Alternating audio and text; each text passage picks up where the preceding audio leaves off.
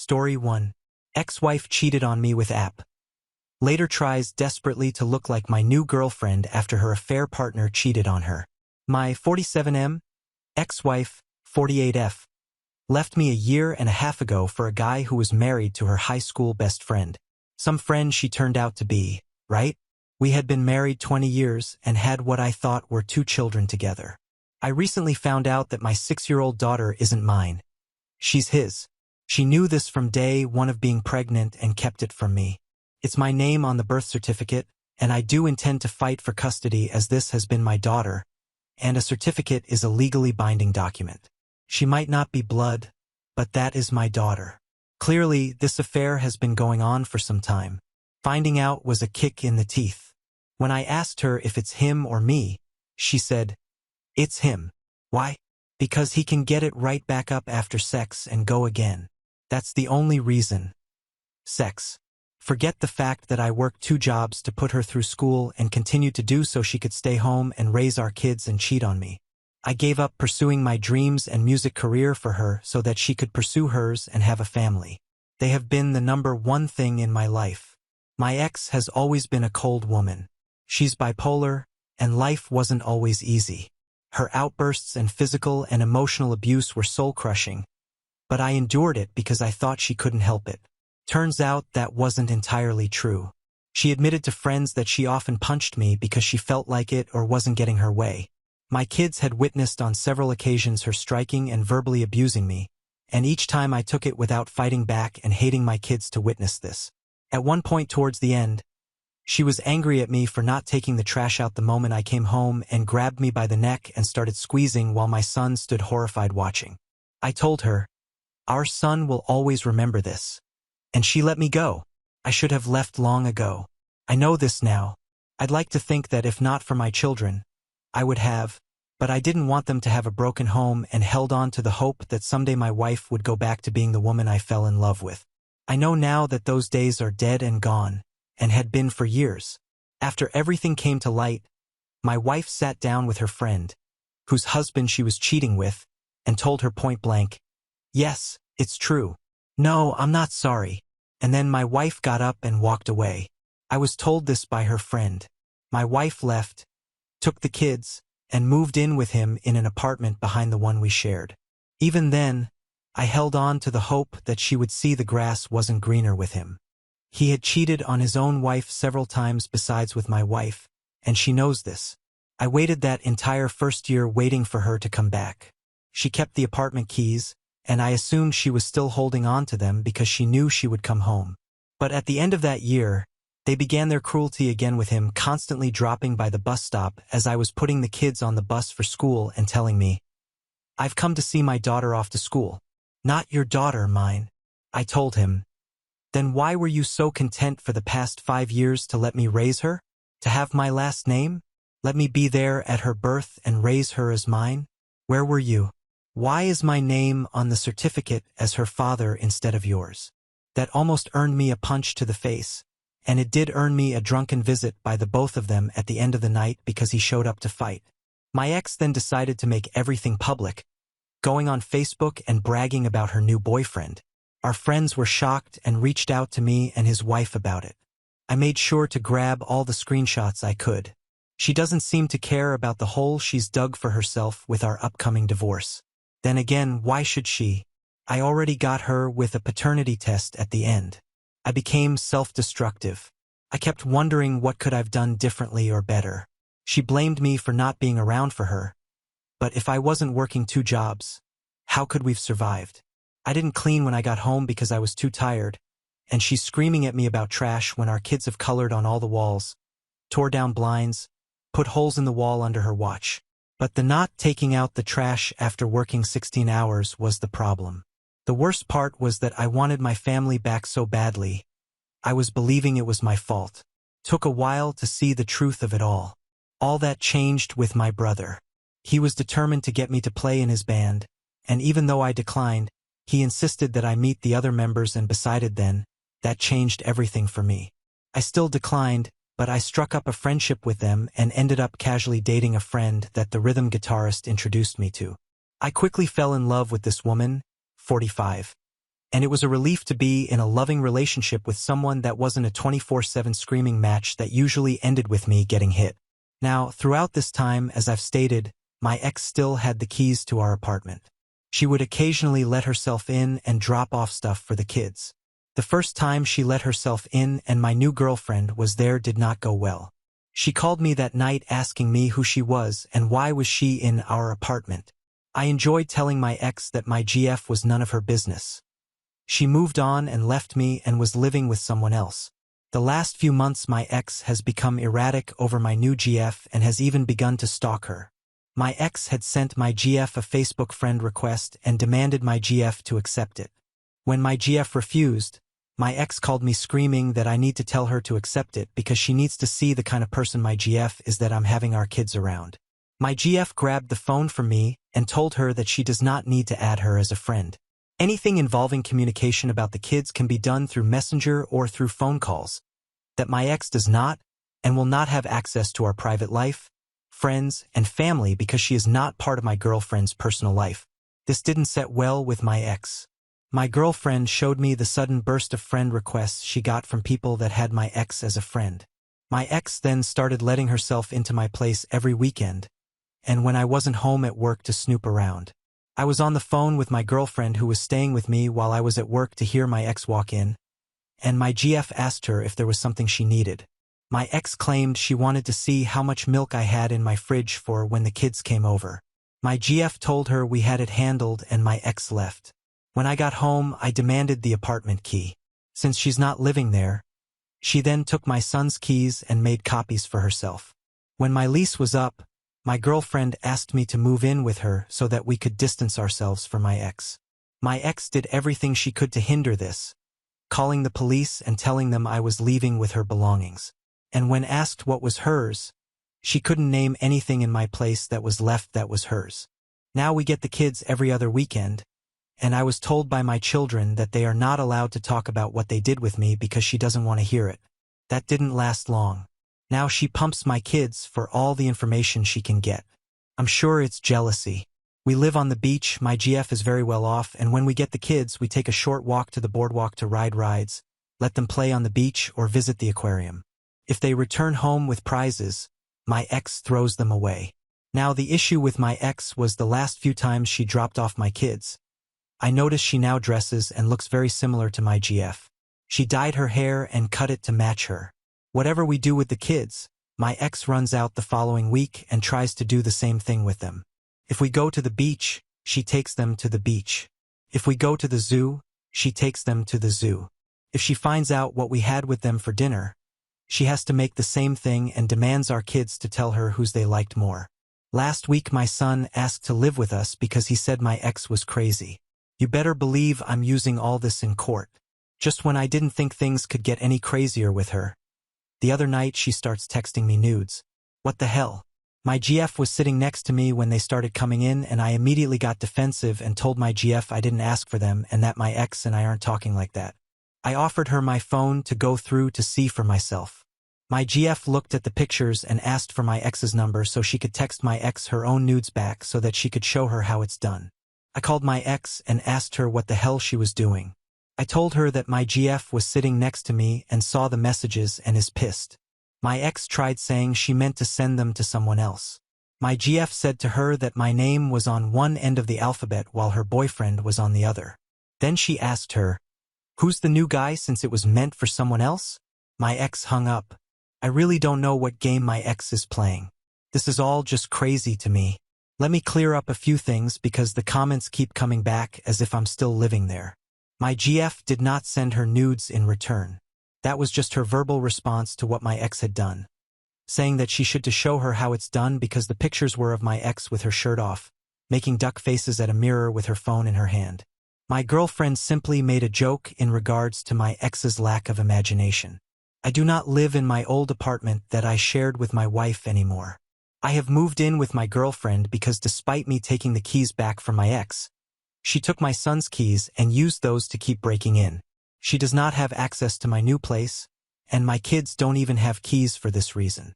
I'm currently fighting for custody of my kids, and it's not easy with me not being the biological father of my daughter, but I'm fighting based on the birth certificate having me listed as the father, which gives me parental rights to my daughter.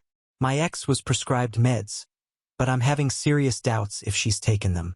I check my kids for bruises and make sure they are not being abused, but she made the mistake of getting physical on her boyfriend and he punched a hole in the wall and let her know if she raises a fist on him again, he's fighting back. Comment. Discard user account. From what you've described here, your ex is a few French fries short of a happy meal. Quite honestly, she sounds dangerous. You should talk to your attorney and see if there is any kind of restraining order you can take out on her. Update 1. Not the father. Not my first post here, but wanted to vent about something that has me baffled. So, through a paternity test, my daughter is not my daughter, but the child of my ex-friend who is now residing with my ex. This past weekend was my daughter's official 6-year-old birthday. It was not my weekend to get the kids, and as a shock, my ex asked me if I wanted the kids for my daughter's birthday. Of course, I took them. I was even granted them an extra 2 days. I figured they had some plans and were pawning the kids on me so they could go do whatever. But the thing that strikes me is that this is the first time that he can celebrate his daughter's birthday, and instead of doing something special as her father, she's given to me and my girlfriend. Anyone else think this a tad effed up? Comment. Curator General. He's a disgusting degenerate who had a child with another man's partner. Don't make the mistake of expecting him to suddenly start acting like a responsible adult after he's already gotten away with acting like scum for so long with you. That poor girl will be subjected to lousy parenting by most of the adults in her life. Document this disinterest if you decide to revisit custody. Update 2. Looks like karma hit my ass. Just an update, but I have to shake my head at this. Saturday night, I received an angry text from my ex saying that she hopes I'm happy that I won. I know I shouldn't have engaged in the conversation, but I asked what her problem was. She answered with a response that made no sense and then proceeded to tell me to go ahead and gloat times 10 because something happened to her, and then she proceeded to accuse me of being in on it. I asked what I'm supposedly in on. Instead of a direct answer, she went off on me about how all men are pigs and can't be trusted. From this, I gathered 2 things. She's drunk off her ass again. The one she left me for cheated on her. I didn't say anything. When she's like that, any response is a fight, and I chose to not get into it. I just read the texts and thought that she got exactly what was coming to her. She left me for my friend who was married and had cheated on his wife 3 times, with her being number 3. And when I brought this up as she was leaving me, she told me, "I know what I'm getting into." I guess she thought she was the end all to his wayward ways. When she ran out of insults to fling at me, she shifted her attack to my girlfriend, telling me she's ugly as shit and I could have had any girl, but I chose someone ugly to replace her with. My girlfriend is stunning, both inside and out. My ex is also extremely jealous of my new girlfriend, and as I've mentioned in older posts, my ex had taken to stalking my girlfriend and trying to change her appearance to look like her. The attack continued with my ex telling me that I don't love my new girlfriend, and it's impossible for me to fall in love with the first woman I sleep with after losing her.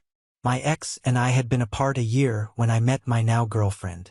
It took some time for me to feel comfortable trusting someone again, and that trust was earned and not given easily. She then followed up by claiming that I only love her because I lost my apartment and I'm kissing my girlfriend's ass for a place to live. As she so interestingly put it, "It's only love when you're homeless." I had my own apartment across the street from my ex-wife because she decided to stay in the complex to flaunt the fact she left me for my friend in my face every waking minute. When my lease was up, I decided to move in with my girlfriend and relocate my job there. I know she was trying to provoke a fight. I just wasn't giving it to her. When I thought my ex's attacks couldn't get any more stupid and childish, she proceeded to tell me that she's sorry she wasn't enough for me. I wanted so badly to call her at that moment and scream, "It was me that wasn't good enough for her? She left me." Or did she forget which of us walked out the door and which of us walked out the door replacing the other with someone else? She left me for a married guy that had cheated repeatedly on his wife. Real effing winner there. She then went on the attack on my girlfriend again, saying that we both know that she, my ex, was who I wanted to be with, that my GF couldn't compete or hold a candle to her. At that point, I had enough and asked her to contact me when she's better and sober and turned my phone off. Hours later, when my GF came home, she asked me what was wrong. I warned her that she was going to get mad, and I handed her my phone and told her to read it for herself.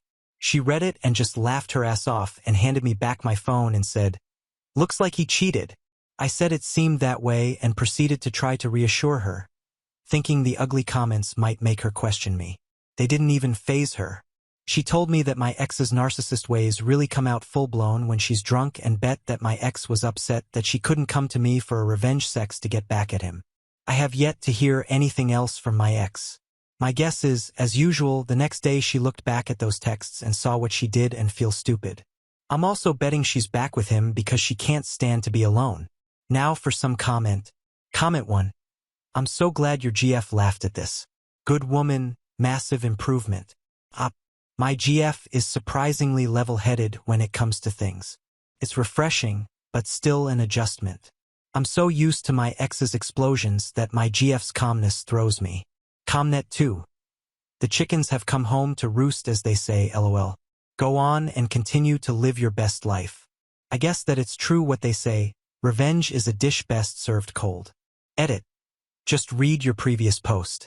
Wow, your ex is evil or at least mentally unhinged. Do you think she was having a manic episode? I seriously hope the children are safe. Can you fight for full custody? OP. I am, and I've saved these messages to use, which is another reason I didn't blow up on her. Update 3.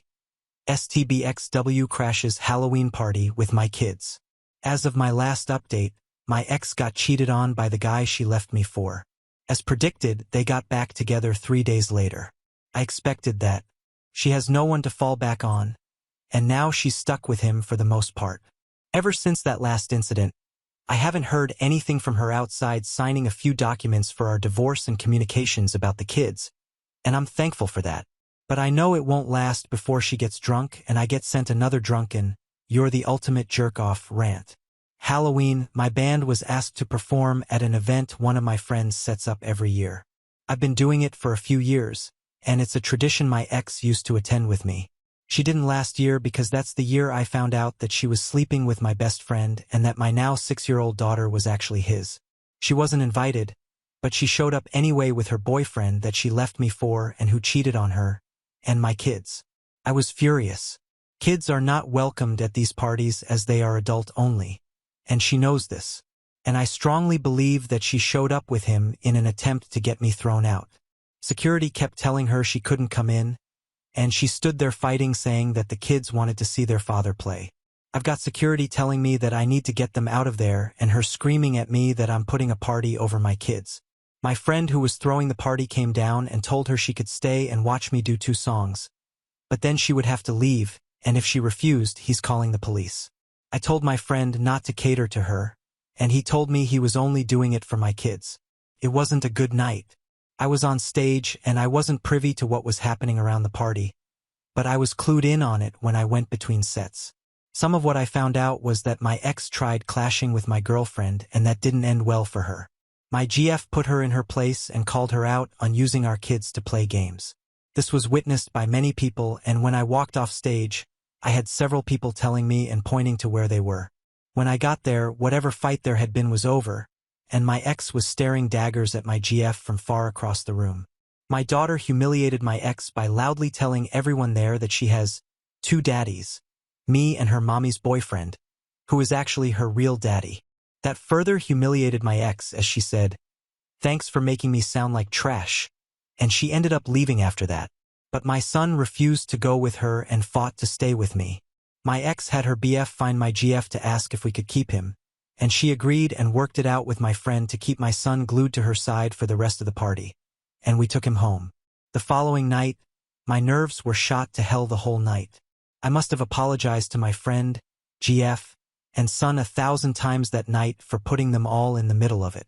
I messed up every song because I kept searching the crowd to see where they were and what was happening, worrying that a physical fight would break out between them. I didn't know until after I was off stage that she had took off and left my son behind. When I took my son home the next night, she made it a point to not be there. I was told by her boyfriend that she knew I was coming to drop my son off, and she wanted to avoid a confrontation about what had happened. He apologized to me about it all and tried talking to me about her and how she's been acting. I told him I'm not getting into it with him, and when I left, I get a phone call later that night from my son that they're fighting badly over me. Her boyfriend got tired of the crap she's been pulling and accused her of not being over me. He apparently asked her, "What is it that bothers her most? That I moved on and she can't crawl back to me? Or is it that if she hadn't have left me when she did for him, that I would have eventually left her for my GF?" According to my son, that was what started it. I could hear them screaming in the background and asked him if he needed me to come get him. He told me no. I talked to him until it died down. So that's just what's going on with me right now. Still going through the divorce, still moving forward. I just no longer look back at what I lost. I just need to get my kids out of there. And yes, I'm still fighting to do that. Now for some comment. Comment 1. She is so pissed she can't come back. Comment 2. If you can hear them screaming at each other in the background while you're on the phone with your kid, make a 3-way call to 911 and get the kids out of there ASAP. CPS will remove the children for the day, possibly longer, and one of them will go to jail for domestic abuse. Comment 3 LOL. Well, it seems that you have one. As she put it, cheaters never are truly happy, because they live in the fog with their AP, and then when they become official, so much of the bad traits of a normal relationship come up. Lol. Your ex is with him even though she knows he cheated on her and will likely do so again. She is failing and drowning in her mistakes. Stay strong and keep your current GF happy. She sounds amazing. OP.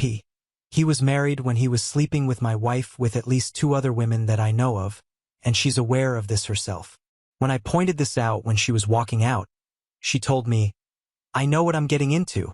She actually thought he would stop after her and found out differently. Now on to the next story. Story 2. Supported my mom for years after my sister ran away.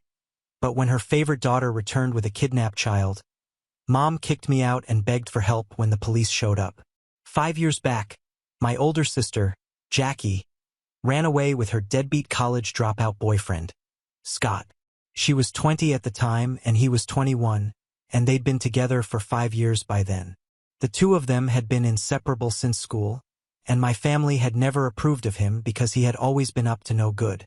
He was not particularly good at academics and was constantly getting in trouble at school, and in high school he started smoking, drinking, and doing everything that one should not do.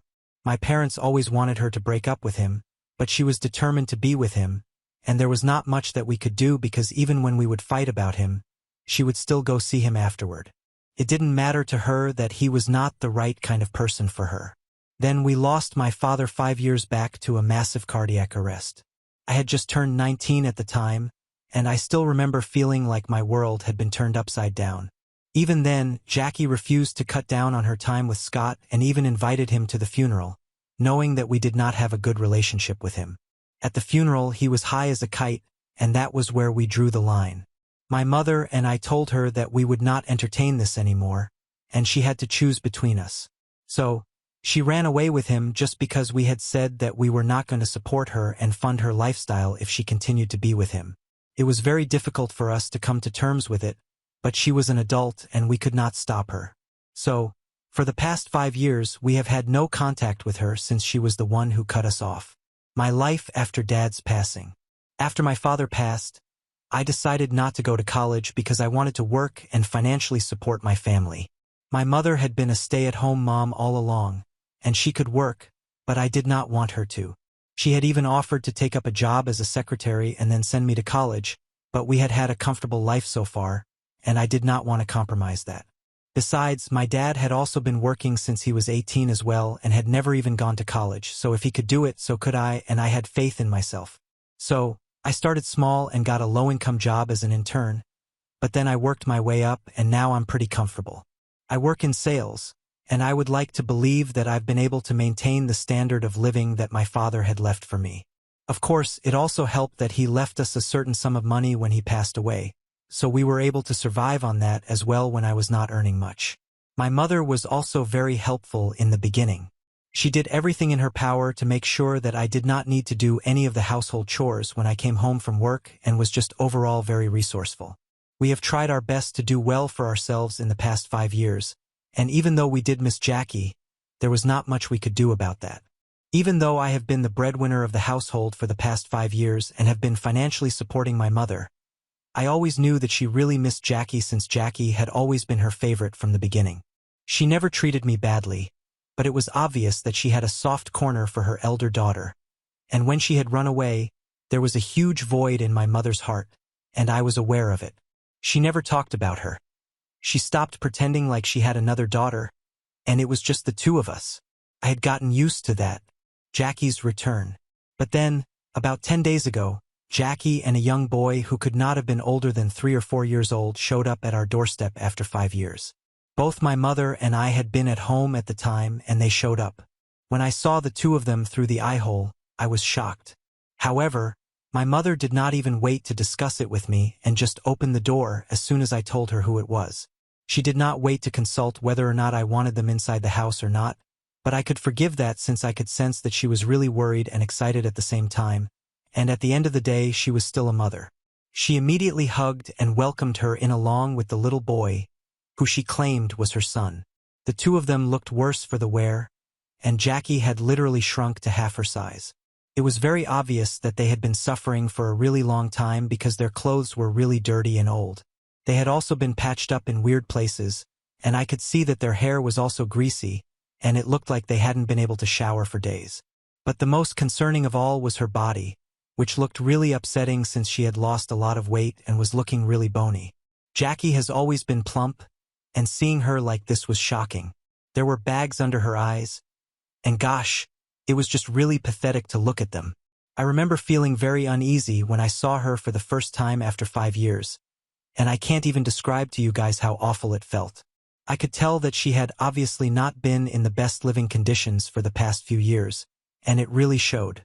So, even though I've been skeptical about letting them in, I could not blame my mother for bringing them inside. As soon as they were inside, my mom forgot all about everything that happened in the past and immediately started talking to them and comforting them because she knew that they had been through a lot. Jackie then started telling us that after she and Scott had run away together, it had been difficult for them because he was a college dropout and she had also dropped out at that point, and there was nobody to offer them jobs. It was still easier for me since I used my family's connections to get my first internship, but she did not have anybody helping her out. After some weeks of struggle and literally living hand to mouth, they were able to find really low-income jobs for themselves, and that's how they have been living for the past few years. They had switched jobs a couple of times but had not been able to move up like I had, and so things were really bad for the two of them for quite some time. Jackie and Scott had been fighting a lot in the recent past, and especially after their son had been born, things had gone from bad to worse, and he had ended up cheating and kicking her out of the house a couple of weeks ago. With nowhere else to go, she had come to the only place that she knew she would be accepted, which was back home. She wanted to ask us to forgive her for everything that they had put us through and take us back into our lives. I wanted to discuss it with my mother before we committed to anything, but before I could even say that I needed a moment to discuss this, she told them that they did not need to worry about anything anymore because now they were back, and she was going to take care of them. I found that a little shocking because I was the one who was earning, so it was technically something that I would definitely have to be a part of, and I felt like this was something that we needed to discuss, but she had already said that, and Jackie seemed so happy that I did not feel like raining on their parade. The betrayal. It was not until later that they had gone to freshen up that I pulled my mother aside and I asked her if she was serious about this. For 5 years we had not been in touch with them, and we didn't even know exactly how they had managed to get themselves in such a bad state because from what they had told us, they had had jobs in the past, so they should have been able to save some money at the very least and be able to live decently. However, from the looks of it, it seemed like they had been spending their money on something else altogether, and I had a sneaking suspicion that she might have been into drugs or something because there was no way that they had had jobs in the past and were still looking like that. If they were into shady and illegal things, I did not want to accept them back into our life so quickly and thought that we needed some time to think about this, but my mother was not on board with that. She told me that after 5 years, my sister had finally come back home, and now it was her family's duty and responsibility to make sure that she was well taken care of.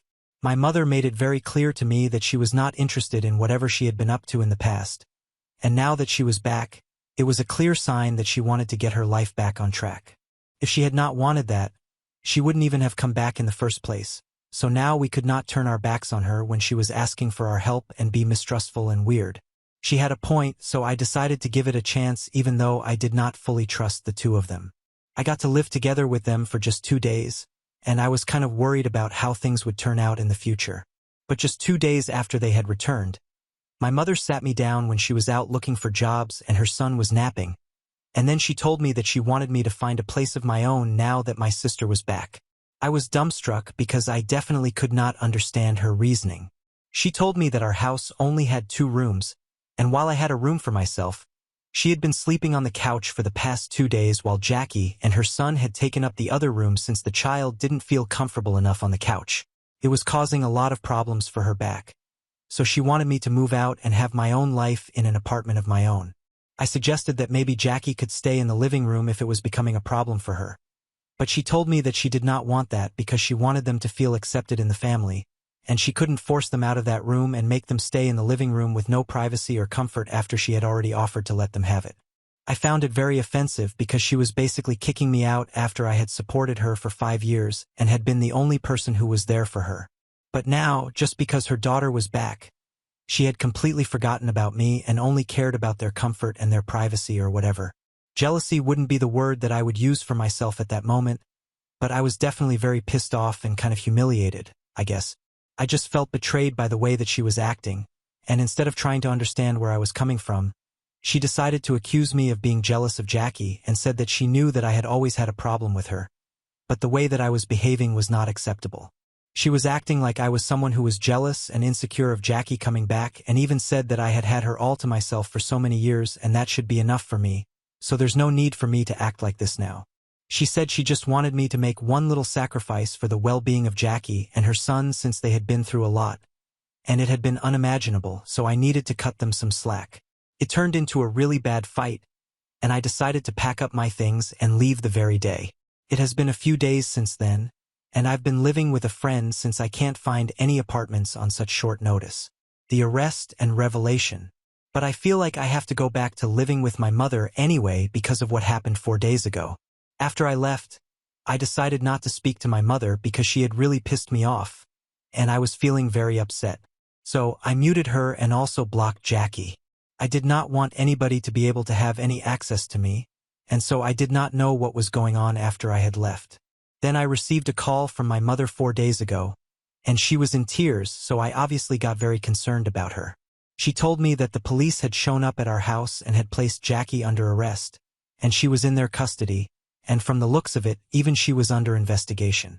I was shocked to find out about that because I knew that there was something shady going on, but I had not expected her to get arrested so soon.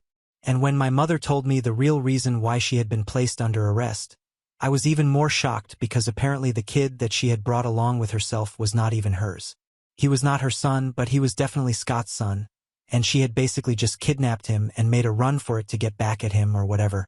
It was completely unhinged, and when I found out about this whole story from my mother, I knew that this was serious, and she was obviously calling to enlist my help.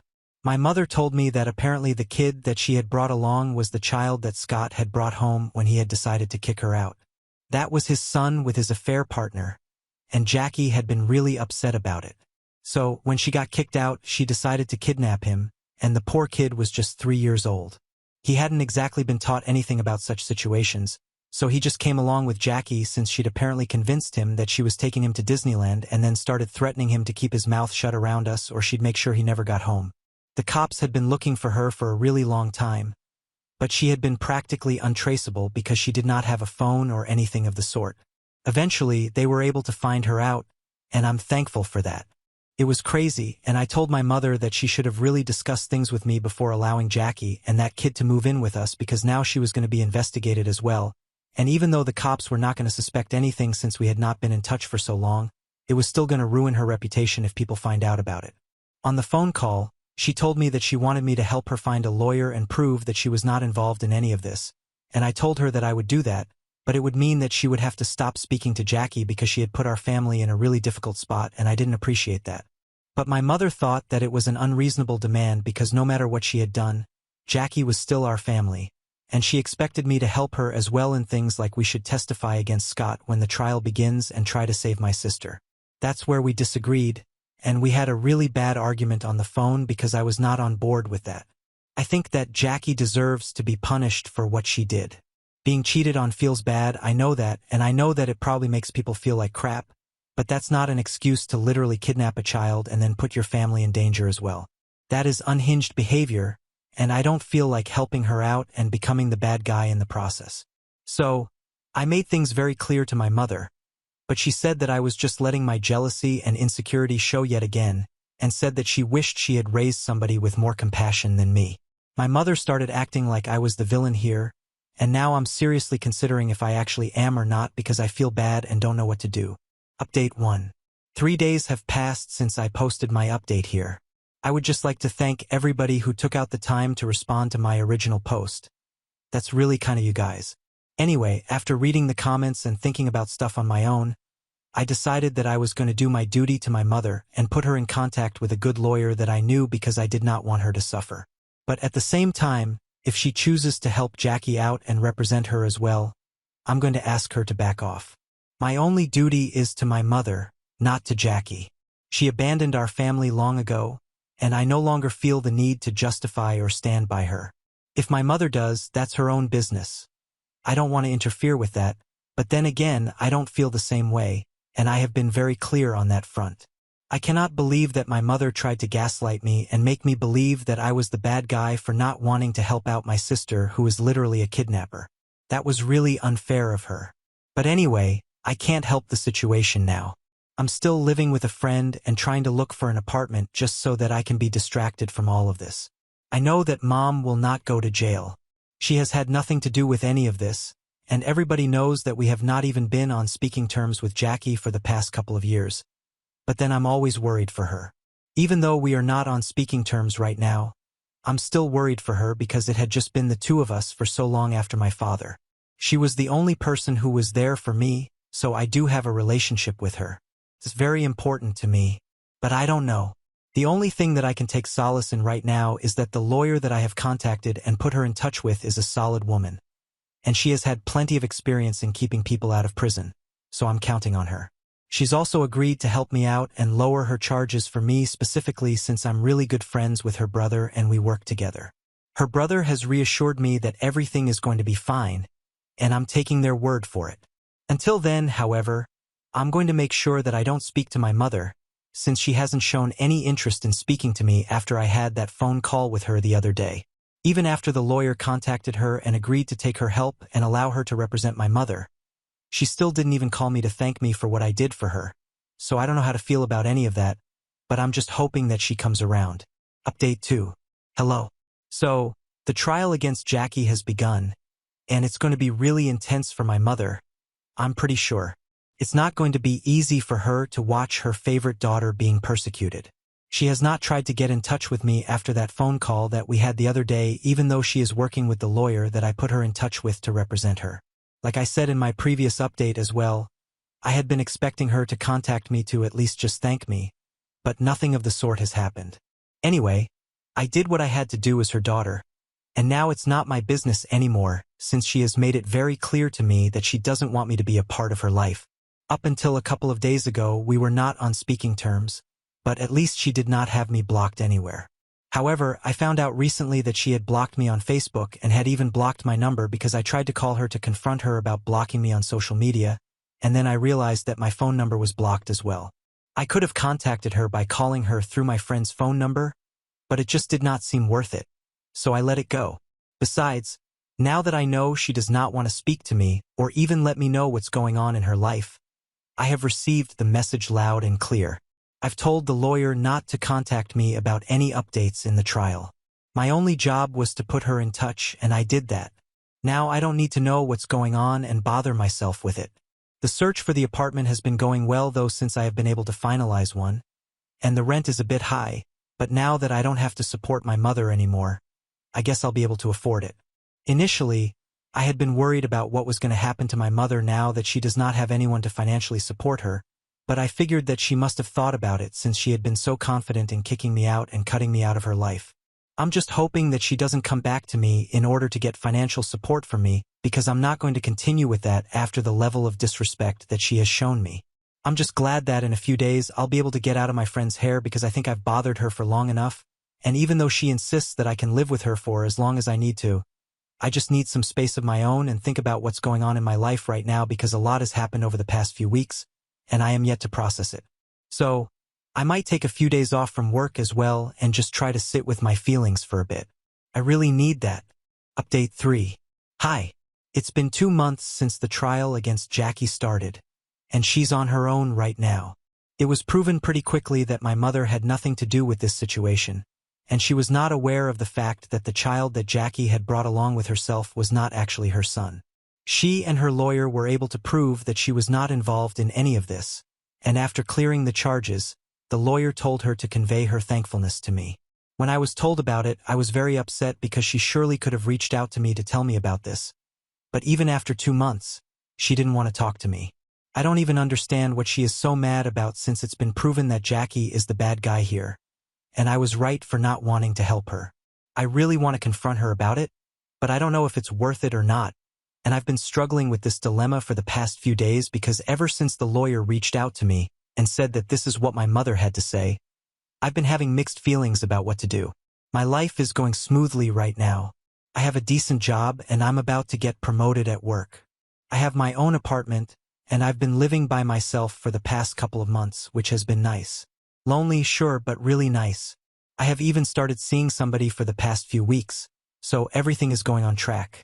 But I feel like I really miss my mom, and I know that most people in the comments section have said that she is really toxic and I need to keep her out of my life, but she is still my mother, and I guess you guys are forgetting that after my father passed away, she was the only person that I had.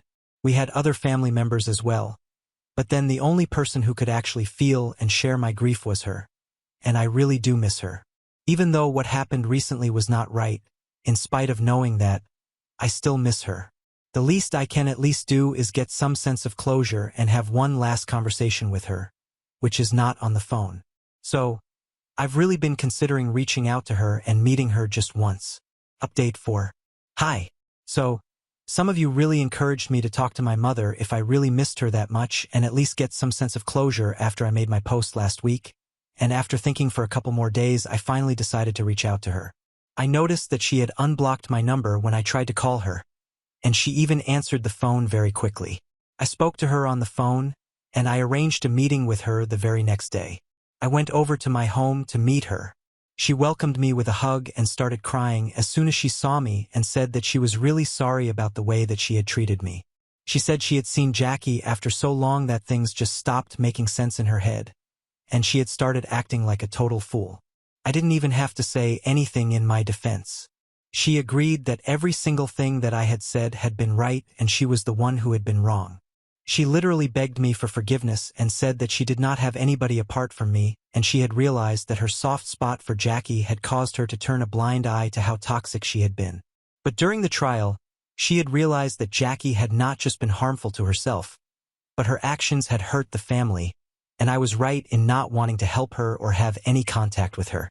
Just because she's related to me by blood does not mean that she respects that bond, and we don't need to respect it either at the cost of our sanity. She told me that she had conceived Jackie after a lot of struggles, and that's why she always thought of her as special. But she now knows that she was wrong, and she should not have treated me that way. I was not surprised about the fact that she confessed to having a soft spot. Everyone had known that all along. But when she told me that she was going to try and work on this and wanted our relationship to get better, I was really happy. I know that she's not doing it for the money because for the past 2 months since I had left, her brother was the one who had been supporting her, and she had even tried to get a job working from home in her brother's company, which is what she's doing now. So, I know that this is all genuine and she really wants to make things better between us. However, we have decided to stick to living separately for a while because living alone has given me a new sense of perspective, and I can't always be living in my childhood home with my mom. I need to get out there and live my own life as well. So, we have decided to keep in touch and just wing it for the next few months and see how it goes. But yes, I'm going to try and fix my relationship with my mother, and I hope that things work out for us. Now on to the next story. Story 3. Taught my brother-in-law a lesson when he told me to become his housemate. Then my husband chose his side and told me to leave. Now we are divorced. My husband, Rob, and I, 30F, have been married for the past 6 years. We've got 2 wonderful kids, Paxton, 6M, and Susie, 4F. I am a stay-at-home mom and, honestly, I love looking after our kids all day and watching them grow up. My husband, Rob, works a demanding job for 40 hours a week. On weekends, he mostly chills in his gaming room, which he calls his man cave, or goes out to hang out with his friends. Being a mom to 2 young kids can get tiring, as I do everything around the house. Laundry, cooking, cleaning, and dropping off and picking up the kids from school. So, sometimes when it gets too overwhelming, I ask Rob if he could watch the kids for a few hours, but he often comes up with excuses, saying he's had a hard week and needs his space to relax. I have suggested several times to hire a babysitter so I could spend some time relaxing or meeting my sister for a girls' night, but he refuses, calling it a waste of money. Just for a bit of context, Rob and I dated for roughly 3 years before getting married, so I always knew he was looking for a traditional wife. Hence, it wasn't a surprise to me when he asked me to leave my job after I got pregnant with our first child. I was okay with this decision, but I thought he would pitch in around the house from time to time, but that never happens. Now, coming to the matter in hand, Rob has an older brother named Jack, 35M. Jack was married to Sarah for 4 years, and they had 3 kids. She caught him red-handed with a coworker he had been sneaking around with for a whole year. To get back at him, Sarah went and spilled the beans to their boss, even sending evidence of their text messages and emails. It was a disaster, really, because their workplace had some strict rules against coworkers dating, and their boss immediately fired both of them. This resulted in a massive blow-up between Jack and Sarah, where Sarah demanded a divorce from him. Jack had to finally agree to the divorce when Sarah threatened to keep their kids away from him. After the divorce was finalized, Jack had to move out of their house, but he didn't want to stay with his parents, so he asked Rob if he could instead move in with us, and Rob agreed without even discussing it with me. When I found out about it, I was pissed, to say the least, but Rob told me that it was temporary, so I decided to bite my tongue as I wanted to keep things calm within the family. It's been 4 months now since Jack moved in, and he is still here. I wouldn't have a problem with that if he wasn't also the messiest person I have ever come across, even worse than my husband. It's like living in a constant whirlwind of disorder with him around. The man just can't seem to keep his stuff in check. You would think he's got some kind of aversion to cleaning up after himself. Dirty socks and underwear? Yep, they just found their new home on the floor. Dishes he uses? Well, they have a habit of never making it back into the dishwasher, just abandoned wherever he left them. And laundry? Forget it, that's not even on his radar, and he refuses to clean his clothes. To be honest, it's been a real challenge for me to take care of an additional member living in our house these past months. Keeping our home in some semblance of order while he's around has become a daily battle. But we're family, and I try my best not to rock the boat too much. I've had several heart-to-heart talks with my husband about this situation, and every time I was told that his brother is going through a rough patch. He would say that Jack lost his home and job, and he's just trying to find his footing. I sometimes felt compassion and tried to be understanding as much as I could, at least until this week. Rob and Jack had gone out for their usual guys' night during the weekend. They often come home very late, so I put the children to bed, tidied up the house, and went to sleep. When I woke up the next day, the entire house reeked of weed. I stepped out and saw beer bottles scattered all around. I knew I had to clean up right away so it wouldn't fall into our kids' hands. After a couple of hours of scrubbing and vacuuming, I was exhausted, so I went to check on my husband and Jack. That's when I found Jack sleeping with a woman, and it dawned on me that he brought someone home from the bar. It was a shock, to say the least. I couldn't believe that he brought a complete stranger into the house, knowing that we had 2 minor children sleeping in the next room. I understand that everyone goes through tough times, but this was a whole new level of disrespect. Here I was trying to clean our house and take care of my family, while Jack was treating our home like his very own personal bachelor pad. I had reached my wit's end, and I knew I couldn't take this any longer.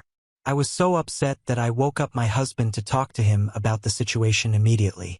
He just started laughing and seemed to dismiss it, saying that his brother needed to have some fun after the divorce. I was furious by this point and began shouting at him, insisting that he needed to talk to his brother or I would. I wanted Jack out of our home as soon as possible.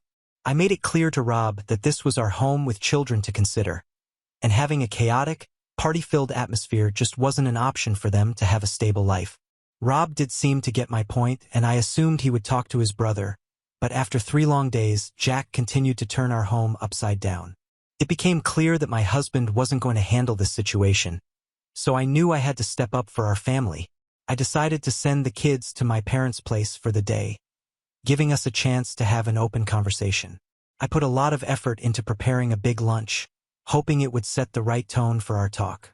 As we sat down to eat with my husband present, I told my brother-in-law that it had been several months since he moved in, and it was high time for him to find a new place to live. I told him I understood that this was a difficult conversation, but it needed to happen as I was tired of taking care of him. I could see the anger building in Jack's eyes as I spoke. He furrowed his brow and clenched his fists, clearly not pleased with what I was saying. He let out an exasperated sigh before finally responding, "You can't just kick me out like this. I've got nowhere else to go," he protested, his voice laced with frustration. I tried to remain calm but firm, explaining that while I understood he was going through a tough time, the current situation wasn't sustainable. It was challenging to find the right words while trying to remain cool, especially with my husband sitting there completely quiet and unhelpful. I explained how I was utterly exhausted juggling my role as a mother, taking care of the kids, and now playing host to him in our home these past couple of months. It was getting harder each day, and I thought it would be best for all of us if he moved out and continued enjoying his single life elsewhere. I told him that he was always welcome to visit us on weekends whenever possible. Jack's frustration seemed to have reached its peak. His face turned a deep shade of red, and he shouted, "You know what? You could at least act like a good sister-in-law and help me out. If not, you can be my housemate and I will pay you." His words hit me like a ton of bricks. I glanced over at my husband, who appeared equally taken aback. I turned to Jack, and as much as I wanted to tell him a few choice words for trying to call me his housemate, I suddenly had a wicked idea. I mustered a polite smile and replied, "Sure, Jack. If you are ready to pay me, I can be your housemate." My husband started to interject, but I raised a hand to silence him. If he didn't help me before, then I didn't need his help now. Jack's expression seemed to shift from anger to surprise. I continued, I think it's a brilliant idea. I will be your housemate for a fair wage, as long as you don't have your parties and bring in strangers inside our house." Jack readily agreed, while my husband's eyes widened as he tried his best to comprehend what just happened. I continued to eat silently, brooding on my plan to teach Jack a lesson that he would never forget. Over the next few days, I took on all the housework, keeping my promise to be Jack's housemate. I didn't complain as I had a plan up my sleeve, and I was just biding my time. I started to make accidental mistakes. One day, as I did his laundry, I accidentally dropped a red sock into his white laundry load. As you can probably guess, everything came out pink. I couldn't help but smile in secret satisfaction as he yelled in frustration at his now pink wardrobe. The little accidents didn't just stop there. I burned dinner, much to his disappointment, and I also misplaced his gaming console, causing him to search high and low. My plan was working, and with every accident, I could see Jack's frustration growing every day. My plan was slowly working. The major accident that pushed Jack to the edge involved Jack's prized collection of vintage toy cars. One weekend when he was out with my husband, I accidentally allowed my kids to play with his treasured collection. They played a bit too enthusiastically, and several rare and valuable toy cars ended up damaged or missing pieces. When Jack returned home and saw the state of his cherished collection, he was beyond furious. His face turned red, and he started yelling at me for allowing the kids into his sacred space. And I couldn't help but let a tiny, almost devilish laugh slip through my mask of innocence. The realization hit Jack that I had been playing him all along, and his face contorted with a mix of anger and comprehension. It was clear that he had finally pieced together that these accidents were no accidents at all. They were part of my calculated plan. My husband's expression darkened as well, seemingly pissed off at me that he had been oblivious to my scheme. Jack's voice grew hoarse from yelling while I kept my mouth shut, watching in satisfaction. He started packing his bags while hurling every possible insult in my direction. He knew that the longer he stayed, the more accidents would happen with his belongings. My husband, to my surprise, looked at me, pissed. The next day, Jack moved out to his parents' place, and I had a strong feeling that he wouldn't be returning anytime soon. It was a relief to have our home back to some sense of normalcy, even if it meant my husband wasn't pleased with the way I had handled things. We had a lengthy conversation, and my husband made it abundantly clear that he had talked to Jack, and they both agreed that what I did was a bad thing. He said that his parents had called after finding out from Jack about what I did, and they all agreed that what I did to Jack was completely unacceptable. Rob then gave me a difficult ultimatum. He told me that I needed to apologize to Jack immediately for what I had done, or I could pack my bags and move out of our house. Couldn't believe my ears. My husband was asking me to leave our home because I tried to bring some order into our lives and deal with his messy brother. I firmly told him that I would not be apologizing to his brother, no matter the consequences, as I did nothing wrong here. Rob repeated his demand, emphasizing that I needed to apologize for what he saw as humiliating his brother during a tough time. The tension in our conversation was palpable, and it seemed like we were at an impasse. My emotions ranged from frustration to a growing sense of injustice for what he was putting me through. I realized that my husband was not only spineless, but he didn't really respect me as his wife. There was no point in arguing with him when he clearly didn't seem to think what his brother did was wrong. I packed my bags and that very evening took the kids to my parents' place. When my mother saw me, she could tell something was amiss. I couldn't hold it in any longer, and the tears began to flow. It was like a floodgate of pent-up emotions that I'd been suppressing for so long. I poured my heart out to my mother, venting my frustrations and sadness. I had tried my best for so long to be a good wife to my husband, only to feel abandoned when he chose his brother over me, all because I refused to keep taking care of Jack. My mother listened in shock, and as I recounted the turmoil I had been through, she assured me that she would stand by my decision. She told me my father felt the same way and that no matter what I chose, they would support me. I felt relieved that my parents understood my perspective, even though my husband and his family didn't. Over the next few days, I cherished the time spent with my family and kids. It was a chance to reconnect with some old friends, and we made plans to meet up for the first time in a while. I felt truly alive. I laughed, shared stories, and had a fantastic time with my friends. During this period, Rob would call to check in on the kids, but I tried to keep our conversations as brief and indirect as possible. I needed the space and time to process everything that had happened and decide what the future held for me and my family. The respite from the constant turmoil was like a breath of fresh air, and I clung to the support of my loved ones as I tried to decide what I wanted to do next. As the days went by, my kids started to notice a change in me. They could see how much happier I'd been in just a short while compared to the years I had spent in my marriage to Rob. Their innocent observations mirrored the truth I was starting to accept. With my newfound clarity and determination, I made a life-changing decision. It was time to step out of this tumultuous marriage for the sake of my well-being and my children's happiness. I talked with my parents and reached out to a divorce lawyer so I could begin the process of preparing the necessary documents.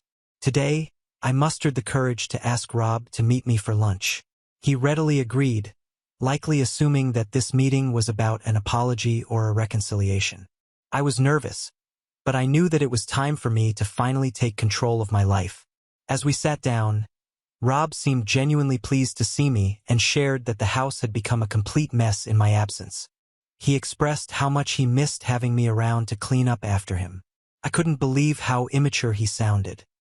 He seemed to have no remorse for the unfair ultimatum he had given me. Without uttering a word, I handed him the divorce papers, my silent declaration of my decision to end our marriage. Rob looked shocked as he looked at the papers, unable to believe what I did. He began to speak, likely in protest, but I couldn't bear to listen any longer. I rose from my seat, a surge of determination coursing through me. I was done with allowing him to dictate my life and make choices that left me feeling unheard and unfulfilled. Since returning home, I've been receiving multiple messages and calls from my husband and my in-laws. They are furious about my decision to end the marriage and are demanding that I apologize to my brother-in-law to prevent things from escalating further. So, I realize I might be the asshole for trying to teach my brother-in-law a lesson he won't forget and for ending my marriage with my husband because of an ultimatum that felt unjust and controlling. Update 1. I was not expecting this to get as much traction as it did in just a matter of a few days, but thank you all for the replies. Seeing an overwhelming positive reaction to my decision to divorce my husband has made me realize that I did the right thing. Rob has persisted in his attempts to try to convince me to change my mind, and my in-laws are equally resolute in their disapproval of my decision to divorce him. I've been receiving various messages from Rob, ranging from apologies to accusations of not being a good wife. He even had the audacity to accuse me of cheating, which I found rather comical. He's gone so far as to threaten to take our children away from me if I went through with the divorce. I am keeping my cool and following my lawyer's advice by documenting everything. I know his lazy ass won't be able to take care of the kids on his own, especially with his divorced brother in the picture. And my in-laws are already overwhelmed. Amidst all this, my BIL Jack sent me a long message as well. He insisted that I should apologize to him so that he could talk to Rob and make everything all right. He mentioned that he didn't understand why I was overreacting so much when I had agreed to be his housemate in the first place. I found his delusions laughable and replied that I would never apologize when I didn't do anything wrong here. I was pissed at him, so I went on to mention that I was glad he was broke and living with his parents in his 30s. I then blocked him after sending the message, and I can't help but chuckle at the thought of how angry he must have been after reading my message but being unable to reply back.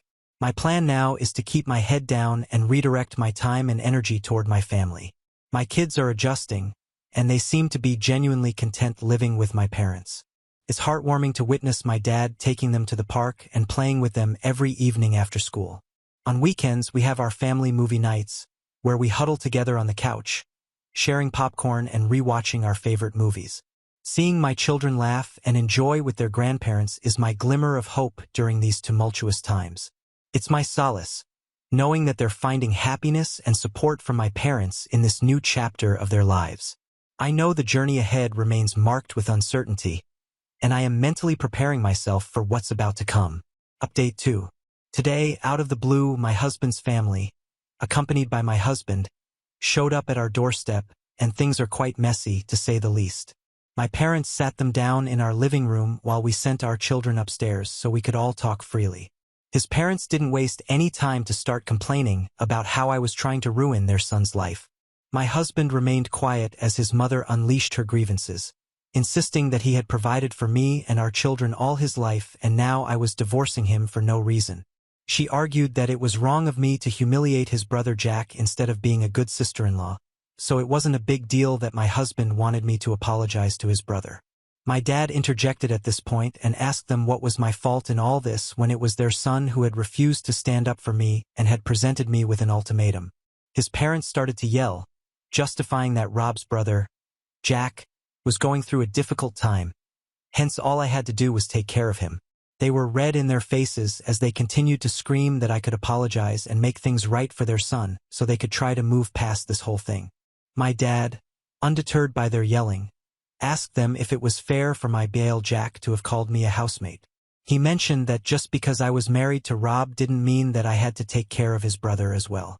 My dad pointed out to them that they should have taken care of their own son after his divorce instead of expecting that I would pick up after him. He told them their son's inability to become a better man was the reason why his wife had divorced him. This seemed to shut them up.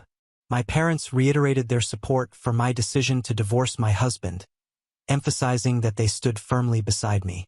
My husband didn't speak a word throughout this entire debacle and sat looking embarrassed. My mother firmly asked them to leave our house. She made it clear that they were not welcome to return unless they wanted us to involve the police. As they departed, I felt an overwhelming sense of gratitude for my parents' unwavering support. I don't know what I would have done had they not been here to stand up for me in front of his parents. I reached out to my lawyer after the incident, expressing my desire to expedite the divorce proceedings if that's within the realm of possibility. The events and conversations that unfolded today have made it even clearer that there was no point in delaying the inevitable. It's a heavy feeling to come to the realization that after investing so many years of my life in my marriage, it seems to have all amounted to nothing. Regardless of this, I find solace in the fact that I have remained true to my principles and stood up for what I believe in. I hope that my choice today serves as a positive example for my children one day, demonstrating the importance of never allowing anyone to mistreat or disrespect them under the guise of love or family. Update 3. It's been 6 months since my last update, and I'm pleased to share that the court has officially granted our separation. The next stage in this process involves our lawyers reaching an agreement on things like child custody, visitation rights, and a division of all our assets. Although many people have commented that my husband is in the wrong and I should completely cut him off, I still don't view him as a bad person. I believe that his upbringing and the way his parents behaved played a significant role in shaping his character. In my opinion, his parents should have taught him to be a more self-sufficient and considerate individual. Anyway, for the sake of our children, I'm committed to maintaining civility and don't hold any resentment towards them. Surprisingly, my brother-in-law Jack reached out to me last month with an apology. I can't say for certain what prompted this change in him, but perhaps he finally realized the gravity of his actions, especially in treating me like a housemate. He sent a lengthy apology via mail, as I had blocked him on my phone, where he talked about how depressed he was for the fallout of his marriage, and because he always had his mother or wife pick up after him, he had expected me to do the same. I was tempted to fire back, telling him that he was the one who had caused his own divorce by cheating on his wife for a whole year, but I realized that he wasn't worth the effort. Rob later revealed that he had a heart-to-heart with his brother, suggesting that the ongoing divorce had forced him to confront the reality of what he was losing, which is maybe why Jack had reached out to me as a last effort.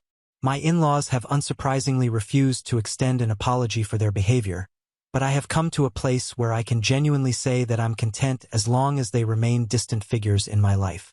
I am well aware that they might attempt to speak ill of me to my children, but I have faith in the values and principles I have instilled in them to see through their falsehoods. As for me, I plan on getting back to work. I know it's been a long time since I have had a job, but I'm currently working on my resume and preparing to re-enter the workforce. I don't care if I have to start with a low-level job as long as I can start earning my own money. While my parents have welcomed me into their home with open arms, I know that I can't stay here forever. I am determined to work hard and become self-sufficient so I can give my children the life they deserve. Now on to the next story. Story 4. Am I wrong for expressing to my mom and her husband that I can't wait to turn 18 to leave their house? When I, 16M, was 5, my mom, 34F, had an affair and left me and my dad, 35M, for a wealthier man. For 2 years, I only saw my mom like 4 or 5 times. I can't even remember, but not more than that. Then she disappeared and didn't contact us again. I even thought that she was dead. I think my dad thought it was too much responsibility for him or was angry at my mom and somehow wanted to take everything that reminded him of her away, so he sent me to live with my maternal aunt and I only saw him like 2 or 3 times a month for half an hour. Unfortunately, my aunt died of cancer last year. I thought my dad would take me in, but he's busy with his new family, wife and kids. My grandma, Dad's mother, wanted to take me, but then my egg donor came out of the blue to take me. When she came to take me, it was the first time I saw her in 9 years, and it felt weird. It sucked that she hugged me and kissed me as if nothing happened in those 9 years. She married the man she left us for, and they now have 3 kids, 10M, 8F, 7F. I've been living with them for 6 months now, and I spend most of the time in my room since we are in another city, 6 hours away, and I have no friends here. We rarely speak. She tries to talk to me, but I ignore her and her husband. They try to include me in activities, but it sucks seeing them play the perfect family when I missed everything as a child, so I don't really like them. Her husband tries to make me call him Dad. He tries to spend time with me and talk to me. He knows I love tennis, so he learned about it and has listed me in tennis lessons and wants to talk about it all the time he sees me. He even wants to take me to some matches. He introduces me as his son and I hate it, since all I see is the guy that stole my mom from me when I needed her the most. It happened yesterday. He asked me to go with him to the grocery store and then he met a friend of his. As his friend hasn't seen me in any family photo, he asked about me and then my mom's husband said, He is my firstborn. You didn't know about him because he was living with a sister of my wife's. I didn't make a scene there, but when we got out I told him to never say he is my father. He is just a home wrecker who stole my mom. We got home and he told my mom. Then my mom, almost crying, said, "You hate us that much, don't you?" So I said, "Of course. You left me and now you want to act like nothing happened by playing the happy family. TBH, I can't wait to turn 18 and leave, and I'm not sure if I ever want to see you again." She started crying and her husband comforted her. So I just went to my room. They tried to talk to me, but I've just ignored them. I told a friend of mine about this and he says I'm the AH. Update 1. Not really a big update, but something is something, I guess. Since a lot of people have been texting me, my mom and stepdad have been so apologetic. They try to talk to me, but I ignore them. I know it makes me sound terrible, but I can't. I've tried to look at them differently since I posted here for the first time, but I can't. Heaven knows I've tried. I want to try therapy. I need someone to talk to and I'll let my mom know it again. But her husband keeps insisting that we must go together to do some family therapy. I don't really want him there because I don't see the point of it, so I'm going to do what somebody suggested. I told him that I'll do the therapy with him, and once we are there, I'll tell the therapist that I don't feel comfortable with him there. Maybe that works? I don't even know if this is moral or even fair, but I don't know what else to do since he has refused to let me go by myself. He already booked the appointment. It's this Tuesday at 3 p.m., so that's what's happening now. I'll let you know if my plan works. Verdict. Not the a-hole. Comments where OP has replied. Comment 1, NTA. I'm so sorry for the life you've had. It's hard being a teenager under any circumstances, but you've been dealt a bad hand and your feelings are valid. Is there any chance you could still live with your grandmother? Your mother and her husband are trying to make up for the wrong she has done. But if they care, they might let you live with your grandmother if it would make you happier. If that isn't possible, see if you can get into therapy. It won't change your situation, but it will help you cope with it. Good luck and I hope things work out, OP. They don't want to and my dad doesn't want to take me. Commentators asked about why OP's mother was not visiting him and if OP's father's family hated her. OP. Remember, I lived with her sister, not my dad's family, so there was nobody stopping her from visiting me. Comment 2. I'm sorry, but your mom is way too much. She expects you to jump into her arms and everything will be okay. It's not. She cheated and now she wants to be in this perfect fantasy land where it's sunshine and rainbows. My advice, turn 18, get a job and move out. OP. I tried to get a part-time job now, but she refuses because her husband convinced her. I need her permission here. Mini update. My life sucks.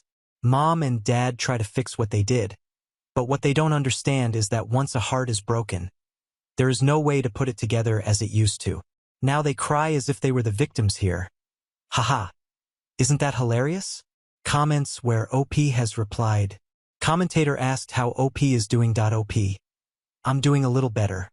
Therapy sessions are just the therapist and me, except for the first one in which my dad was present because he wanted to tell me something important. Anyway, I'm doing better for myself. I'm stuck here, but I'll make sure this man pays for my college. I'll move out anyway. Small update. He wants to adopt me. Mom's affair partner, the man she left me for, now came up with a great idea of adopting me. And I'm like, dude, no matter how hard you try, I'll never forgive you. You'll never be my dad. The jerk bought me a car on my 17th birthday and that's when he came with the wonderful idea of adopting. I haven't used that damn car.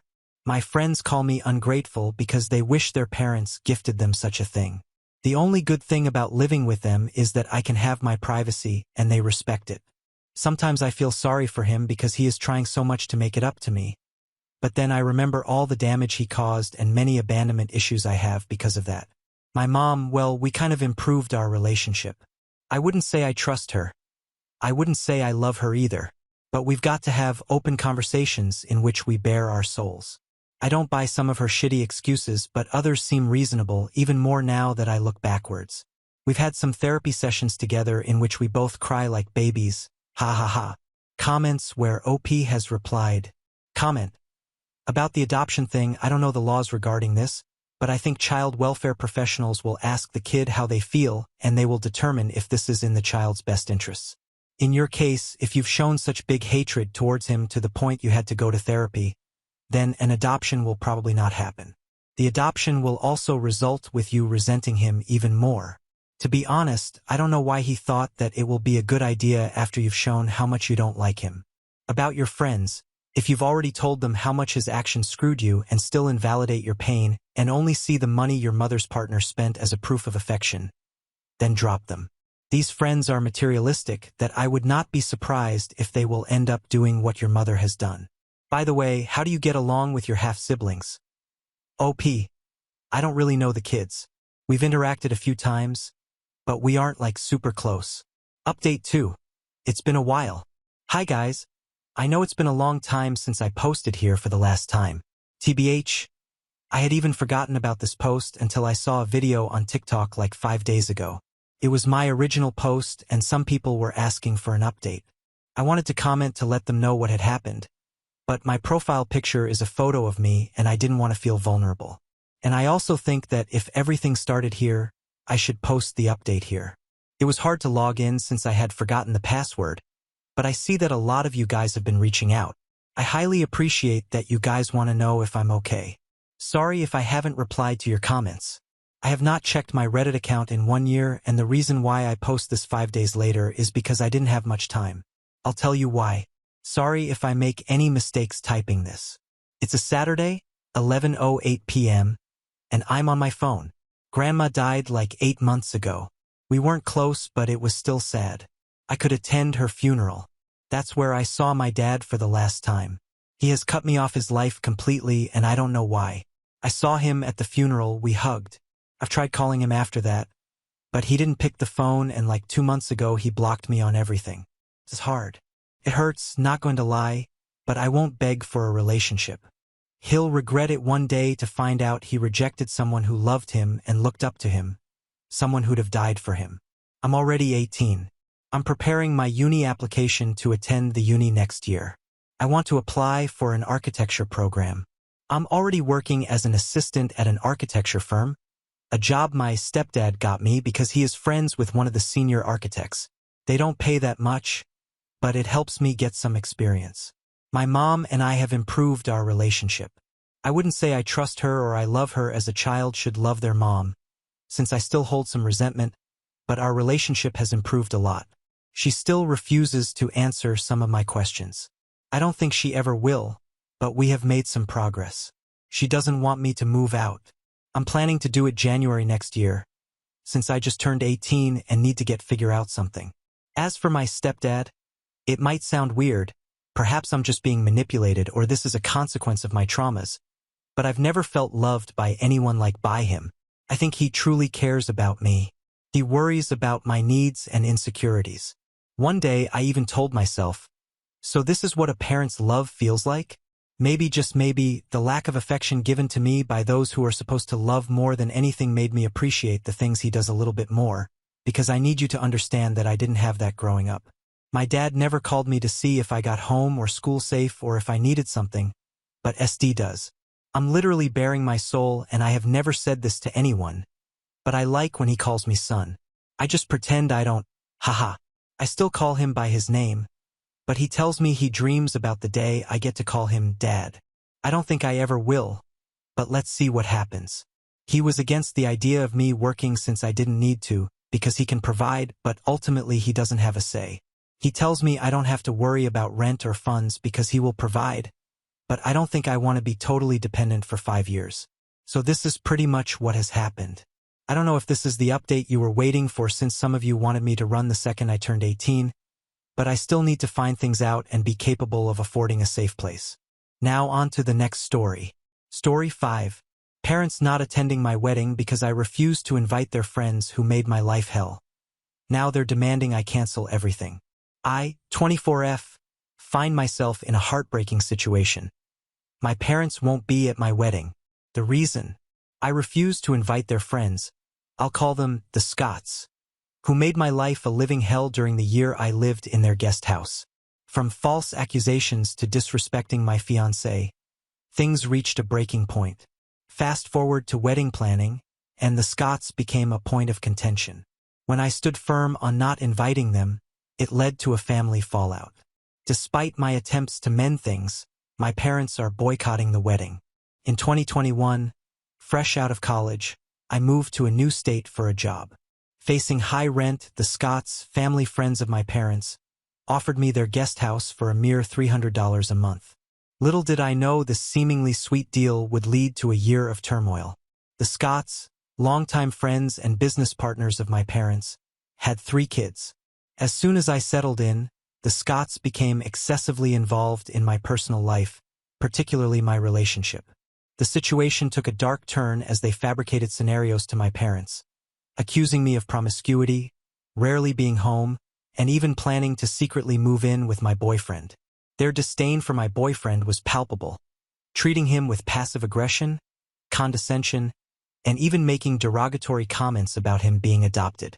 The interference escalated with family meetings where they labeled me as a poor influence on their teenage daughter, criticizing my boyfriend, whom they had met only 3 times. I have to add, my BF and I don't drink or smoke and both have careers. My BF is a perfectly good man and was always respectful to them despite their poor treatment. The dad of the Scott family went to the extent of sharing his marriage problems and lack of a sex life, blurring the boundaries of landlord-tenant inappropriate relationships. The breaking point came when the fridge in the guest house broke, and they insisted I foot the bill for a $900 replacement. Their influence over my parents was significant, as my parents rarely had my back, sided with the Scots, and constantly belittled my boyfriend without reason. By the end of 2022, I decided to move out with some girlfriends of mine, leaving without saying goodbye to avoid further confrontation. Fast forward to the summer of 2023. My boyfriend and I were living together in a new state and he proposed to my surprise. When he asked my parents for their blessings, they were supportive and enthusiastic. My parents were even flown out to witness our engagement. As we delved into wedding planning in the fall of 2023, my fiancé's parents generously offered to finance the wedding. Strangely, my mother declined involvement in the planning, claiming she hated it, despite repeated invitations from myself and my future mother-in-law. She insisted we handle everything on our own, a departure from the typical involvement of the mother of the bride. My MIL did fly my mom out to New York for wedding dress shopping, which was fun, but my mother insisted on the trip that this was all she wanted to do. Winter 2023 brought a text from my dad urging me to invite the Scots. I respectfully declined, citing the distress it would cause me on our special day. This refusal triggered a nuclear war within the family. My parents, adamant about the Scots' inclusion, declared they wouldn't attend the wedding. My dad accused me of starting my happy life by destroying his, and my mother uninvited me to Christmas. In attempts to salvage the situation, I apologized and tried to explain my decision. However, my parents were unreceptive, hurling insults and baseless accusations, claiming my side of the family has been canceled. My mother then flipped the script and threatened to expose details on social media of my disrespect to the family if I didn't show up for Christmas. Despite exchanging Christmas and birthday greetings via text, I've not spoken to them about the situation. The pain of their absence and the harsh words lingers as I approach my wedding day. I'm confused. I'm guilty. I'm in pain. The fallout all because I refused to invite the Scots. Edit. We are having a destination wedding and the festivities will begin 3 days prior to the wedding. So if I caved in and invited the Scots, I would have to endure up to 4 days of them. I don't want to walk around the resort and turn around and have to see them and instantly get into a bad mood. Also, I am afraid if my parents decide to show up without the Scots that they will cause drama. Comments. Comment 1. OP, please don't cave. The emotional manipulation your parents are doing is BS. I'd mail, snail mail, my parents a letter. Parents, these so-called friends of yours are no real friends. If you insist on picking them versus your daughter, then so be it.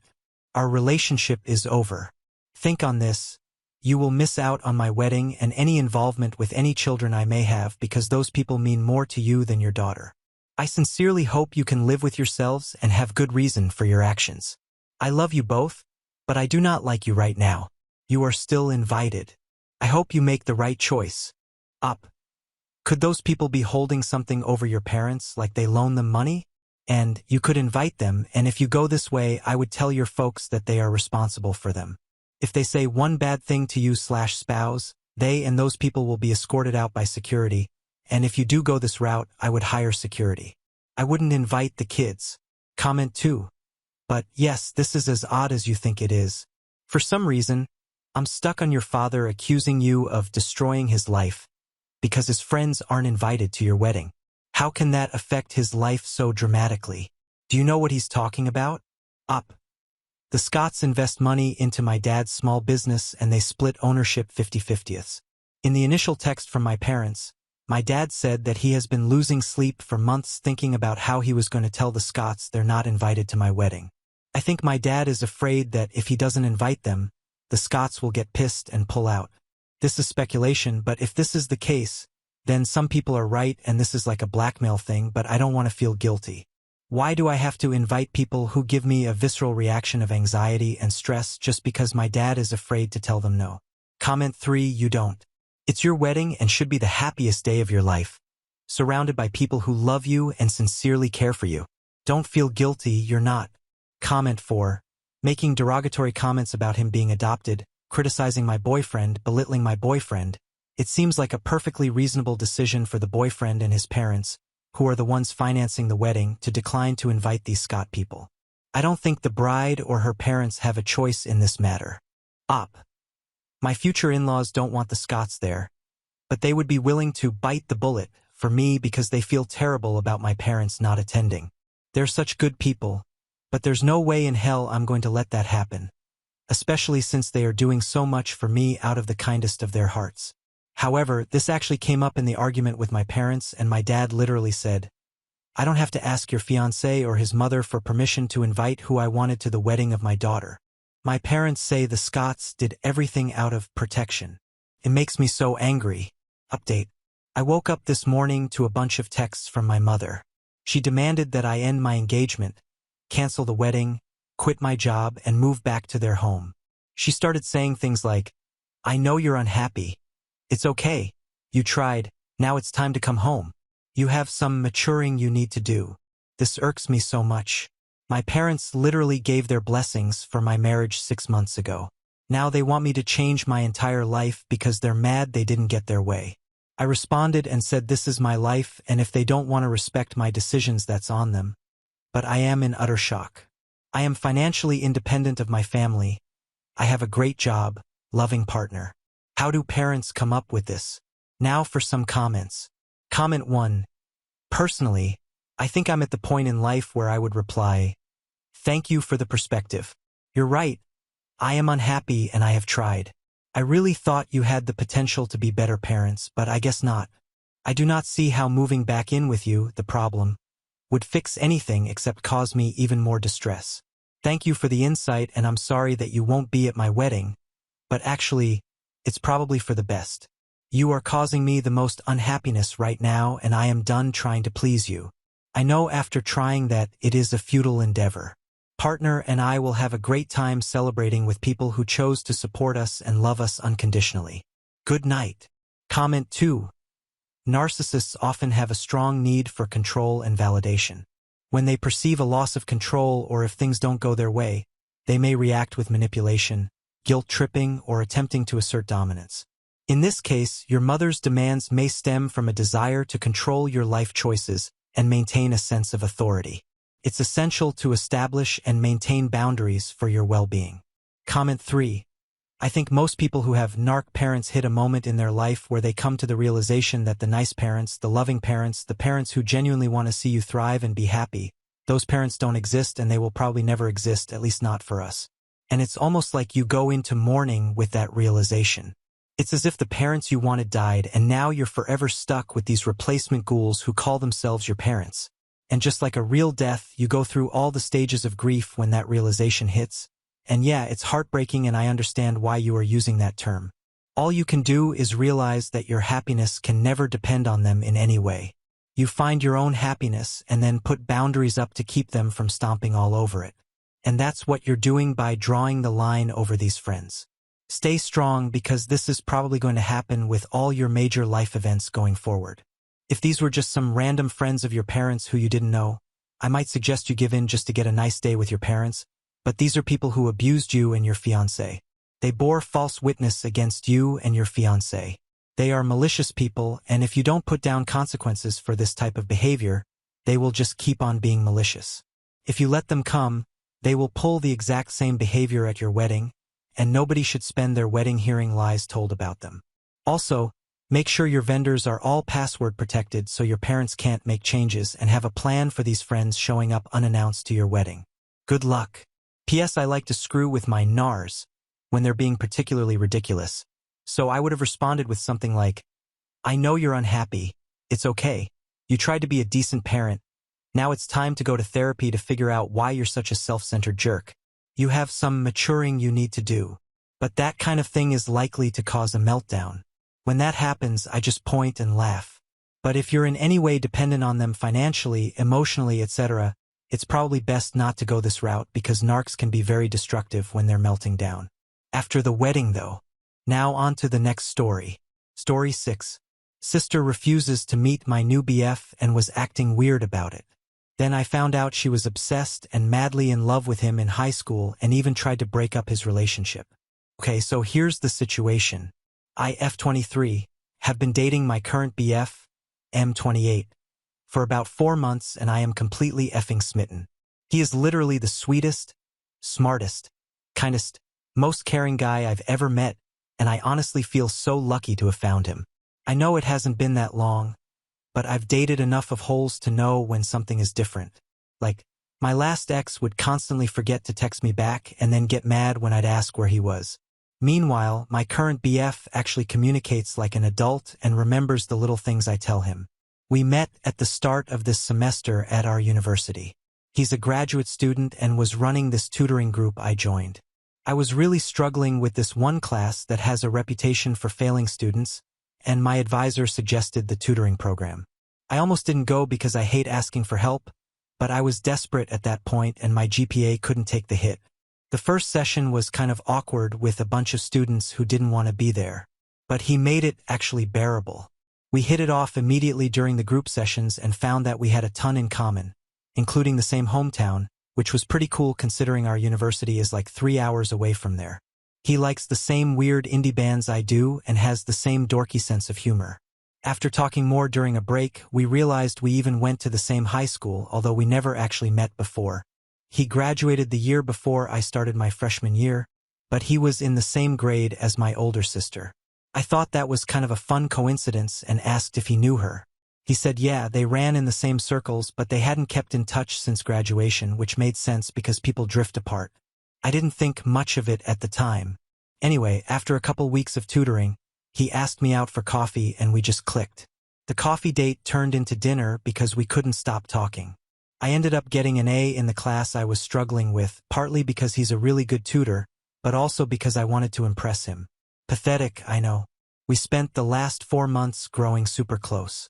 He's introduced me to his roommates and a couple of his close friends from the grad program. I've introduced him to my roommate and we've done a few double dates with her and her boyfriend. Lately, we've been talking about maybe bringing each other to our family holiday celebrations. We didn't get to do Thanksgiving together because he went home to see his parents and I went home to see mine. They live in different parts of the same state now, but we decided that for Christmas we'd try to spend at least part of it together, and I was really excited about it.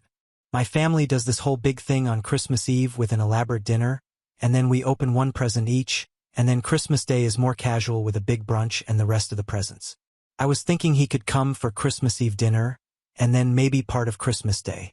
I hadn't actually told my parents or sister I was seeing anyone serious yet because I wanted to make sure it was going somewhere first. My last relationship was a disaster and everyone got attached and then we broke up. It was a whole thing. My mom still asks about him sometimes, which is annoying. So, I decided to call and let them know about BF and also to make sure it wasn't an issue if he came to our Christmas celebration this year. My mom was super excited for me when I told her all about BF and how we met and everything. She kept asking a million questions about him and seemed genuinely happy, which was nice. She wanted to know what he was studying. If he was a good student, he has a 4.0. So yeah. What his family is like, normal. 2 parents still together. 1 younger brother. And if he treats me well, better than anyone I've dated before. My dad was more chill about it, but said he sounded like a nice young man and he would be glad to meet him. Both my parents said it was totally fine if he came for Christmas dinner. I then called my sister to tell her the news. She's 3 years older than me and we've always had a decent relationship. We fought a lot as kids, but got closer in high school and now we get along really well for the most part. She's always been pretty cool about my boyfriends in the past, and I even joked that it would be like a high school reunion for her since they kind of knew each other back then.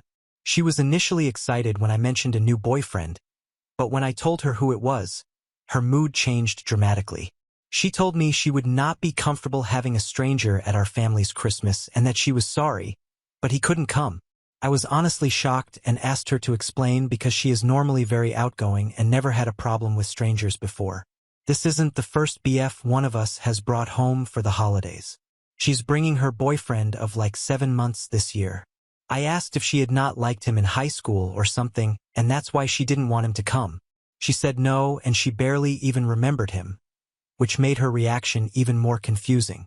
I suggested maybe she would feel better meeting him before Christmas so it's not overwhelming on the actual holiday.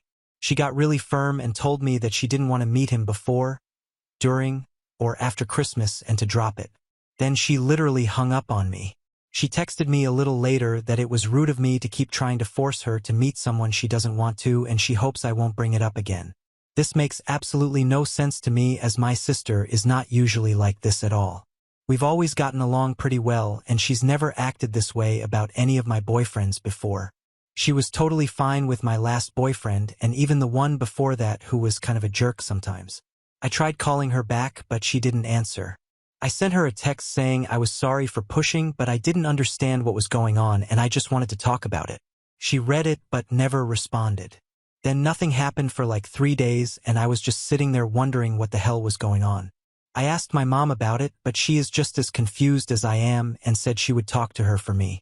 Mom tried calling her a couple times, but my sister kept saying she was busy and would call back later.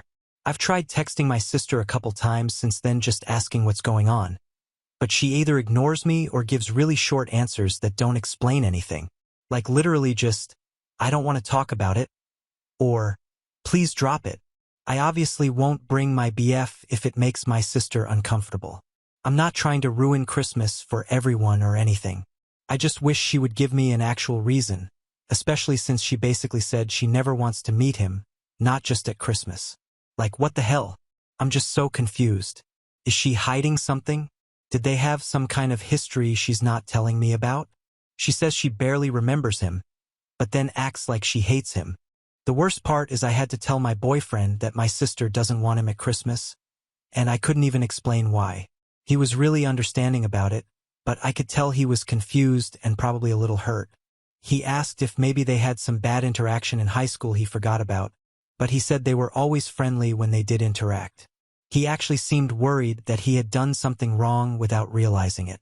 He offered to spend Christmas Eve with his family and then maybe we could meet up on Christmas Day or the day after, which was sweet. But that's not really the point. The point is my sister is acting weird and I don't know why and it's putting a strain on my relationship. What if she never wants to be around him? Am I just supposed to keep them separate forever? I really like this guy and I think it could be serious. But my sister is important to me too, and this whole situation is just so weird. I don't know what to do. My mom suggested maybe my sister will tell her something she won't tell me, but she hasn't had a chance to talk to her in person yet. My mom thinks maybe something happened in high school that my sister doesn't want to tell me about. This has kind of effed up my holiday plans and making everyone uncomfortable. My boyfriend keeps asking if he did something wrong and I have to keep telling him no. But I don't actually know that for sure because my sister won't talk to me. I don't know if I should keep pushing or just accept it. Am I the a-hole for pushing this issue with my sister? Edit. Thanks for all the comments. A lot of people are suggesting she had a crush on him or maybe they hooked up. I'm not sure if that's it, but it does make a kind of sense. I talked to my boyfriend last night and he also seemed really confused about the whole thing. I asked him to please be honest with me and to let me know if anything went on between them beyond just running in the same circles. He told me nothing happened and they had only ever hung out in groups. He said she was really more a friend of a friend and he had a long-term GF he was committed to throughout high school, so he didn't even hook up with her or anything like that. His GF at the time was someone from their friend group who he started dating freshman year, and they broke up right before graduation. He said my sister was always on the periphery of their friend group, but they were never close. She also never bullied him, and from his perspective, he never bullied her. He said they were always friendly/civil and never so much as got in an argument. He seemed pretty genuine when he said he has no idea what her issue with him is. He even scrolled through his yearbook photos to see if that would jog his memory about any interactions with her, but nothing stood out. There's obviously more to this story from my sister's side, so I have to try to speak to her again. Probably in a few days when I go home for the holidays.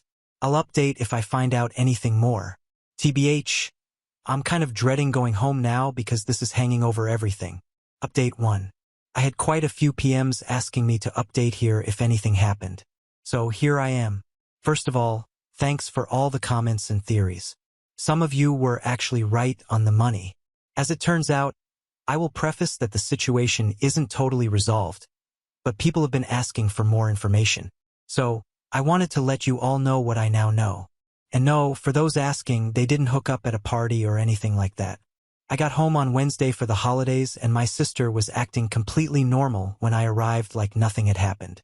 She helped me bring my bags in from the car, asked about the drive, normal sister stuff. It was frustrating because I wanted to talk about the elephant in the room, but she was pretending everything was fine. We went to dinner that evening, just the two of us. Mom suggested this, thinking we needed sister time. She picked this Mexican place we used to go to in high school and everything was going fine. We talked about her job, my classes, stupid stuff our parents had done lately. But then I noticed she wasn't really asking about my life at school or my friends or anything that might lead to mentioning my boyfriend. She was clearly avoiding the topic. Finally, I just brought it up directly, and she immediately got upset with me. Her whole demeanor changed, and she told me to just leave it alone. I told her that I have very strong feelings for this man, and if she has an issue with him, I would like to know what it is so I can make an informed decision about my relationship. I wouldn't want to be with someone who had hurt my sister or was a bad person. She insisted he never hurt her. He didn't bully her, and she simply didn't want a strange man at her family's Christmas. This just pissed me off because it was such an obvious lie. I pointed out she is bringing her boyfriend of 7 months who I've only met twice. Once at a family birthday thing and once when they passed through town and stopped for lunch.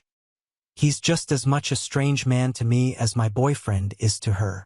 She said it's different because I already met her BF. I told her technically she's already met mine and I offered for them to meet before Christmas and she shut me down. I asked her if she was jealous that I was dating someone from her grade and she got really defensive and said that was ridiculous. The conversation really didn't go anywhere productive and we both left mad. She barely spoke to me on the drive home and went straight to her room when we got back to our parents' house. I was lying in my old bedroom staring at the ceiling later that night trying to figure out what to do when I remembered my sister's childhood best friend still lived in town. They had been inseparable from like elementary school through high school. I still follow her on Instagram, and we occasionally like each other's posts, but haven't really talked in years. I figured if anyone would know what happened between my sister and my boyfriend, it would be her. I ended up messaging her to see if she knew anything about my boyfriend. I played it as casual as possible, like, "Hey, random question. Did you know boyfriend's name in high school? I've been dating him for a few months and just found out he went to school with you guys." She confirmed she knew who he was and then asked if my sister knew yet that I was dating him. A red flag went up and I said yes, and she doesn't seem happy about it. She then asked to call me instead of texting. A lot of you in the comments were right. It turns out my sister was obsessed with my BF from 7th grade all the way until they graduated and went to college in different states. I was honestly shocked because my sister never mentioned him when I was in high school. She dated a few guys during that time and seemed to really like them. So, I had no idea she was pining for someone else the whole time. I asked if there was more to it than that because I can't believe my grown-ass sister would act this way over a little crush. And her friend told me it wasn't a little crush. She was legit in love with him. She said my sister would talk about him constantly, write his name in her notebooks, plan out their wedding, the whole teenage girl experience. She even went as far as finding out what colleges he was applying to so she could apply to the same ones, though she ended up going somewhere else. Since she said in love, I asked if my boyfriend knew or if anything had happened between them, and she said as far as she knew, he didn't know about her feelings and they for sure had never hooked up to my sister's extreme displeasure. Apparently, my sister had tried multiple times to get his attention, but he was either oblivious or not interested. According to her friend, she pined for him for years and was devastated when he started dating one of their other friends freshman year. It was this girl who sat next to him in biology, and they got paired up for a project, and my sister was crushed because she had been trying to get into the same classes as him but couldn't. She would show up to his work with other guys to try to make him jealous, only go to parties if she knew he was going, hooked up with his best friend to try and make him jealous, and once even tried to break up him and his girlfriend by spreading rumors that she had cheated on him at a party. The girlfriend confronted my sister about it, and there was apparently a whole dramatic scene in the cafeteria. When my BF and his then GF did eventually break up senior year, my sister thought it was her big moment, but he never even gave her a second glance. Her friend said my sister cried for days, and it was part of the reason she decided to go to a different college than the one he was attending, which she had gotten into as a backup. She said she needed a fresh start. What's even crazier is that apparently she's held a small torch for him all these years still. Her friend says she thinks she would still want to be with him if he would have her, and she's probably just jealous that he's interested in me when he never was interested in her. She mentioned that my sister brought him up a few times over the years when they'd get together for drinks, wondering what happened to him. I am sort of relieved that it's not something horrible like I was imagining based on some of your comments.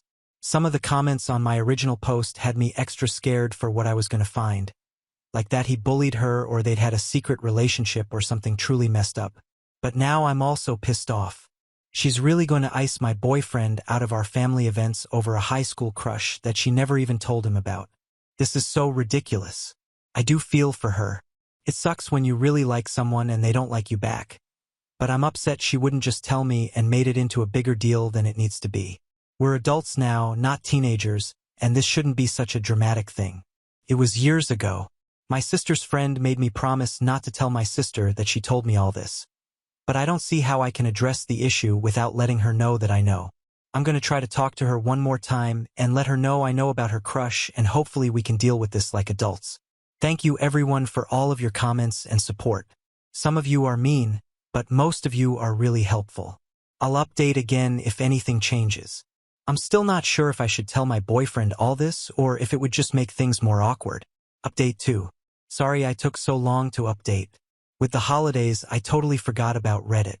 When I finally logged in this morning, I saw tons of messages and notifications asking for an update.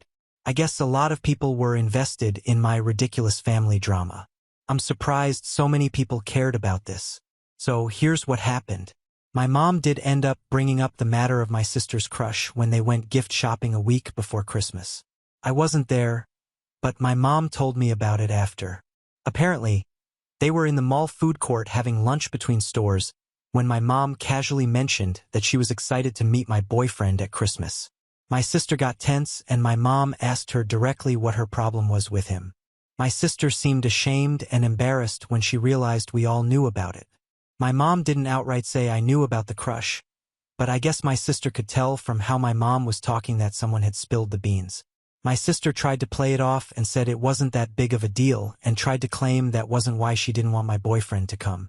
She tried to say again that she just didn't want a stranger at Christmas, but my mom called her out on it. My mom wasn't having it and pushed her to give a real reason or she would be inviting my boyfriend to all future family functions I attended, and she didn't want to hear another word about it. My mom can be pretty fierce when she wants to be, and I guess my sister realized she wasn't going to win this one. She said my sister got upset but finally did admit she just felt weird that the guy she liked so much never noticed her but noticed her little sister, and she just felt icky about the whole situation. It wasn't even about still having feelings for him, she insisted, but about the embarrassment of facing someone who she had made a fool of herself over as a teenager. She told my mom she didn't want to be around him, as it would make her feel like that desperate, insecure teenager all over again, and she was super embarrassed by her teenage self. She was mortified at the thought of him somehow finding out how obsessed she had been with him and thought it would be incredibly awkward for everyone. My mom told her that was valid, but she doesn't get to dictate who I date and bring around based on a high school crush from years ago. She suggested my sister speak to me and try to come to an understanding. My mom called to tell me this after she got home, and I kind of expected sister to call me that evening, but she didn't. I was going to wait to speak with my BF until after I had this conversation with my sister, but I ended up hanging out with him that night and just told him everything I had learned. I was nervous about it, but I felt like he deserved to know why my sister was being so weird about him coming to Christmas. I tried to be sensitive about it and not make my sister sound crazy, but I did tell him the broad strokes about her having had a big crush on him in high school and feeling awkward about seeing him now. He was surprised at first and then got this look of realization like something suddenly made sense to him. He said there had been a couple times in high school where he thought she was acting a little strange around him, but he never connected the dots. He actually apologized for anything he had done to play a part in the situation, and I told him he had nothing to be sorry for from my understanding of the situation. He didn't even know she liked him. I said I would understand if he no longer wanted to be with me if he was now uncomfortable with all this drama. He told me I was absolutely bats-hit crazy for thinking he would leave me over something like this. He said he really likes me and my family drama is nothing compared to some of the stuff his family pulls. I showed him both Reddit posts and we laughed over some of the crazy far-fetched comments. Some of you are wild. And he reminded me to take Reddit opinions with a grain of salt next time I seek internet counsel. Then nothing much happened for a couple days. I saw my sister around the house, but we were both kind of avoiding the topic. My parents were acting normal, but I could tell my mom was waiting for us to work it out. It was this weird tension where everyone knew what was going on, but no one was talking about it. My sister did end up calling me the next day and asked to come over to talk. When she got to my parents' house, she looked really sheepish and immediately apologized for acting crazy and shutting down me bringing my boyfriend without talking to me about it first. She said she had been caught off guard when I told her who I was dating and she reacted badly. I thanked her for apologizing and asked her to explain her reasoning in her own words. She was reluctant at first, but finally opened up. She basically told me the same thing she told my mom about being embarrassed and uncomfortable. She said she had been so obsessed with him in high school and had done some embarrassing things to try to get his attention that she was mortified at the thought of seeing him again. She said she had eventually gotten over it and moved on in college, but hearing his name again brought back all those feelings of embarrassment. She was worried he might have known about her crush and would think she had something to do with us meeting or that I was some weird way for her to get close to him by proxy. I asked if she still had feelings for my boyfriend and she actually laughed and said no. That ship has long sailed and she really truly is happy in her current relationship. Her BF also knows everything about this situation as she confided in him. She just doesn't want to face my BF knowing how intense her feelings were, and she feels there is no way he couldn't have noticed. She said her current boyfriend actually encouraged her to talk to me and work it out because it was silly to let a high school crush ruin our holiday.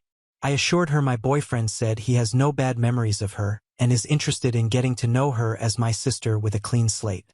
I told her he had no idea she had feelings for him back then, and he's not the type to be weird about it now. I also promised her I would never tell him about any of the specific embarrassing things she did, and I haven't. My sister said she would try to move past her discomfort and was looking forward to seeing us both at Christmas, which was a huge relief. I asked if she wanted to maybe meet him for coffee before the big family gathering so it wouldn't be so awkward, but she said she'd rather just rip the Band-Aid off and get it over with. So, with that, my BF did end up coming to Christmas, and it was great. My sister gave him a bit of an awkward greeting and they didn't interact a ton, but we all played games together and my parents loved him. My dad particularly got along with him and they spent like an hour talking about some boring history documentary they had both watched. My BF was super nice to my sister and acted completely normal, not weird at all. He said later he didn't feel uncomfortable in the slightest. My sister relaxed as the evening went on, and by dessert they were even having a normal conversation about a TV show they both watch. It was honestly so lovely, and I feel like the awkwardness my sister is feeling will fade with time. She texted me after she and her BF left that we made a great couple and she was again sorry for almost ruining my Christmas. She said seeing us together made her realize how ridiculous she had been and that it was obvious we were good for each other. I told her I forgive her and love her always. We're planning to have dinner next week. Just the four of us, me, my BF, my sister, and her BF to try to make things more normal. Thank you all again for all of your comments, advice, suggestions, and support. I really do love Reddit sometimes. And for those asking, yes, my BF and I are still going strong. We're actually talking about moving in together when our current leases are up in a few months, but don't tell my family yet. One dramatic conversation at a time is enough. Now on to the next story. Story 7. Wife died of cancer, and I found a letter where she told my stepson to pretend to like me for money. So I cut him off financially to test if his recent kindness was real. For months ago, I lost my wife of 8 years to lung cancer. She fought the disease for almost 3 years before it finally took her. Throughout this entire process, my relationship with her son from her previous marriage has been complicated, to say the least. This is what I need to talk about today. My stepson, Michael, was 11 when I first met him. His father had passed away in a car accident when Michael was only 6, and by the time I entered the picture, he was still processing that loss. From day one, Michael made it clear he didn't want me around. My wife and I dated for about 1.5 years before getting married, but that time didn't soften his stance toward me. The situation was made more difficult by Michael's paternal grandparents, George and Patricia. They were heavily involved in Michael's life after their son's death. They had provided tremendous support to my wife when she suddenly became a single parent, helping with childcare while she worked to stabilize their finances. My wife had been between jobs when her first husband died, and even with life insurance, their finances had taken a serious hit. Because of this history, my wife felt indebted to George and Patricia. They had been there for her and Michael during their darkest times. Plus, they were Michael's last connection to his father, so cutting them out was never an option, even though they clearly disliked me. They thought my wife had moved on too quickly, despite the fact that she had waited 4 years after her husband's death before dating again. The first time I met George and Patricia was at Michael's school play. I extended my hand to George, but he looked at it and turned away. Patricia gave me a cold nod before focusing her attention entirely on Michael. My wife whispered an apology, but I told her it was fine. I understood their protective instincts toward their grandson, but their behavior continued this way for years. After we got married, I took on all the responsibilities of a father. I drove Michael to school, helped with homework, attended his soccer games, cooked meals, and did everything else a parent does. But Michael rarely showed any appreciation. He'd often remind me that I wasn't his real dad whenever I tried to enforce household rules or discipline. I remember one particular incident when Michael was 13. He had stayed out past his curfew with friends, and when he finally came home, I told him he was grounded for the weekend. He threw his backpack on the floor and said, "You can't ground me, you're not my dad." When my wife backed me up, Michael stormed off to his room and called his grandparents. 20 minutes later, I received an angry call from George telling me I had no right to discipline his grandson. These types of incidents happened regularly over the years. My wife always stood up for me, but her hands were tied in many ways. She couldn't simply cut off George and Patricia, who continued to undermine our relationship by telling Michael that I was trying to replace his father. I understood Michael was going through a difficult time, adjusting to new family dynamics while still grieving his father.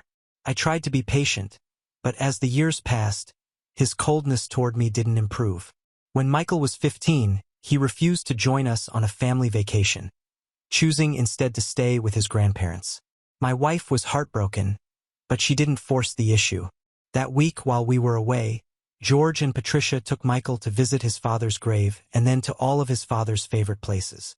When we returned, Michael was even more distant than before.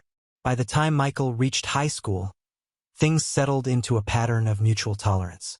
He stopped being openly hostile but remained distant and formal.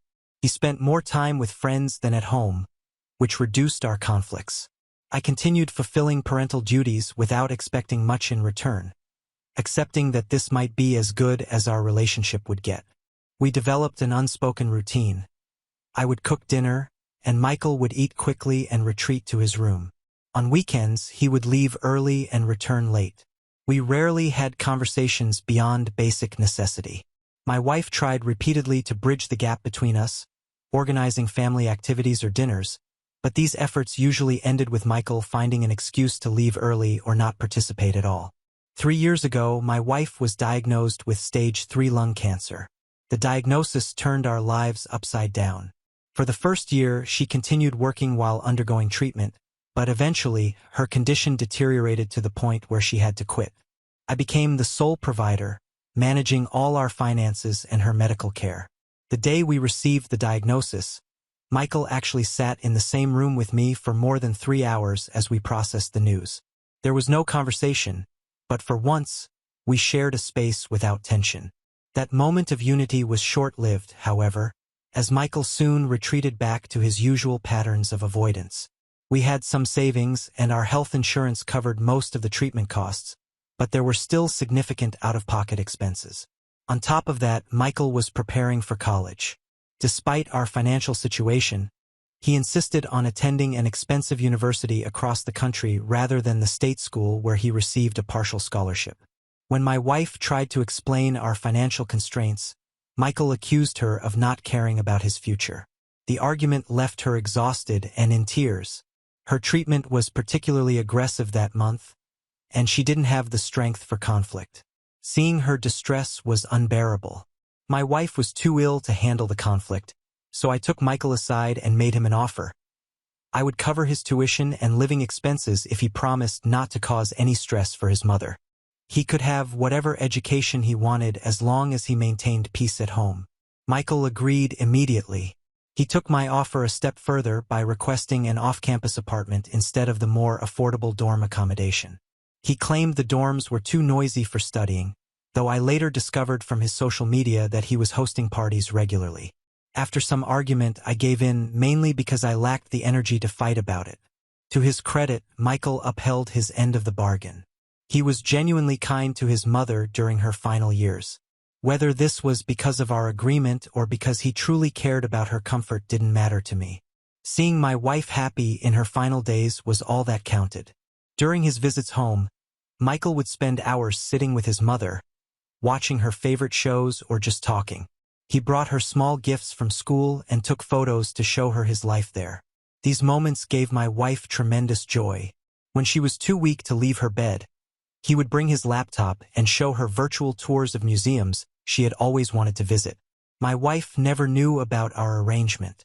As far as she was concerned, it was George and Patricia who were covering Michael's education expenses. I never corrected this misunderstanding because I didn't want to cause her any additional stress. She passed away believing that her son and I had naturally improved our relationship. As my wife's condition worsened, I took a leave of absence from work to care for her full-time. The medical bills continued to mount, and I had to dip into our retirement savings. Michael's tuition and apartment were additional financial burdens, but I never mentioned this to my wife. She had enough to worry about. Michael flew home when his mother's health took a sharp decline. For the entire week before she passed, he mostly avoided me, which was our usual pattern of interaction. He would sit with his mother while I prepared meals or handled medications, then leave the room when I entered. We maintained this dance of avoidance even as we both watched the person we loved slip away. The day before her funeral, something unexpected happened. Michael approached me in the kitchen where I was making calls to funeral attendees. He stood awkwardly for a moment before saying, "Thank you for taking care of her." Then he broke down and hugged me. I was already struggling to process my grief, and his sudden display of emotion caught me off guard. I hugged him back, and we cried together. In that moment, our years of tension seemed to dissolve in our shared grief. After this incident, Michael's attitude toward me changed dramatically. He helped with funeral arrangements and stayed by my side during the service, something I never expected. The next day, he apologized for his past behavior, acknowledging that he had treated me unfairly. He explained that he had been scared of losing his connection to his father and had misdirected his anger at me. He admitted that recently his behavior had worsened because he was terrified of becoming an orphan and losing his second parent. He had lashed out at me, demanding financial support while deliberately being cold, because it was easier than confronting his fears. I told him I understood and suggested that moving forward, we could try to build a better relationship. I explained that I never wanted to replace his father but hoped we could at least be friendly with each other. From that day, Michael's behavior toward me improved remarkably. He stayed for 3 weeks after the funeral before returning to university, and we actually had some pleasant conversations. He helped around the house without being asked and even cooked dinner once or twice, something he had never done before. Even after returning to school, he called regularly and flew back every few weekends to visit. During these visits, we would go for drives or watch sports together. He started asking about my work and sharing details about his classes. We weren't exactly close, but compared to our previous relationship, this was a dramatic improvement. I believed we were finally developing the relationship I had always hoped for. Until last week, when I accidentally discovered something troubling. While Michael was showering during one of his visits home, I went to his room to borrow a phone charger. A folded piece of paper was sticking out of his backpack. I recognized my wife's handwriting immediately, despite the shaky script that characterized her writing in her final months. I know I shouldn't have read it, but I couldn't resist. The letter was wrinkled and worn, as if it had been read many times. In it, my wife had expressed how happy she was that Michael had finally made peace with her illness and had been spending quality time with her. The first paragraph focused on their relationship, but the second paragraph discussed me. My wife had written that Michael should try to repair his relationship with me after she was gone. She mentioned that since she had become too ill to work, we had struggled financially, and while George and Patricia might help him now, they wouldn't be around forever. She suggested that building a connection with me would be in his best interest, as I was kind-hearted and would take care of him. She urged him to not burn bridges with the only parental figure he would have left. What disturbed me wasn't the content of the letter, but the fact that the entire second paragraph about me had angry pen marks crossing it out. The paper was torn in places where the pen had pressed too hard, suggesting Michael had reacted with intense anger to that section of the letter. There were even small holes in the paper where the pen had punctured through. When Michael came out of the shower, I confronted him about the letter. He stopped in the doorway of his room, a look of shock spreading across his face when he saw the paper in my hands. For a moment, he didn't speak. "Where did you find that?" he finally asked. "It was sticking out of your backpack." "I recognized your mother's handwriting," I replied. Michael sat on the edge of his bed, running a hand through his damp hair. He explained that when his mother's lawyer had given him the letter shortly after her death, he had been upset by the suggestion that he should make amends with me for financial reasons. The idea that his relationship with me should be motivated by practical considerations rather than genuine affection had angered him. But after reflection, he had decided to follow his mother's advice anyway, which is why he had approached me before the funeral. He claimed that the crossed-out paragraph was a reflection of his initial reaction, not his current feelings. "At first, I was just doing what Mom wanted," he admitted. "But over these past months, I've realized she was right about you. Not because of money, but because you've always been there, even when I made it hard for you." He admitted that initially, his change in behavior was calculated but claimed that over time he had developed genuine affection for me. He begged me not to misinterpret the crossed-out paragraph, saying he had marked it during his initial angry reaction but had since changed his perspective. I looked at his face, trying to determine if he was being truthful. After years of coldness, followed by a sudden change that coincided with more potential financial need, I found it difficult to trust his words completely. I told Michael I needed time to process this information and asked him to stay with his grandparents until his flight back to university the next day. He protested, crying and insisting his affection was now genuine, but I maintained that I needed space. He continued to plead his case, following me from room to room until I firmly repeated my request. Reluctantly, he packed his things and left. After 2 days of consideration, I thought of a test to determine whether Michael's newfound warmth was sincere or merely motivated by financial interests. I texted him saying I was willing to forgive the past, but from now on, he would need to arrange his own funding for tuition and living expenses. With just 2 years of university remaining, this wasn't an unreasonable request. Many students work through college or take out loans. What Michael didn't know was that my wife and I had a joint will that wouldn't be disclosed until both of us passed away. Contrary to what my wife had implied in the letter, we had set aside money specifically for Michael's future, along with some family jewelry. I had also included him in my portion of the will, since I have no close family members to leave my assets to. But Michael was unaware of this provision. His response to my text was immediate and persistent. Within minutes, he called, but I let it go to voicemail. He then sent a flurry of texts, each more desperate than the last. Over the next week, he sent hundreds of messages begging me to reconsider.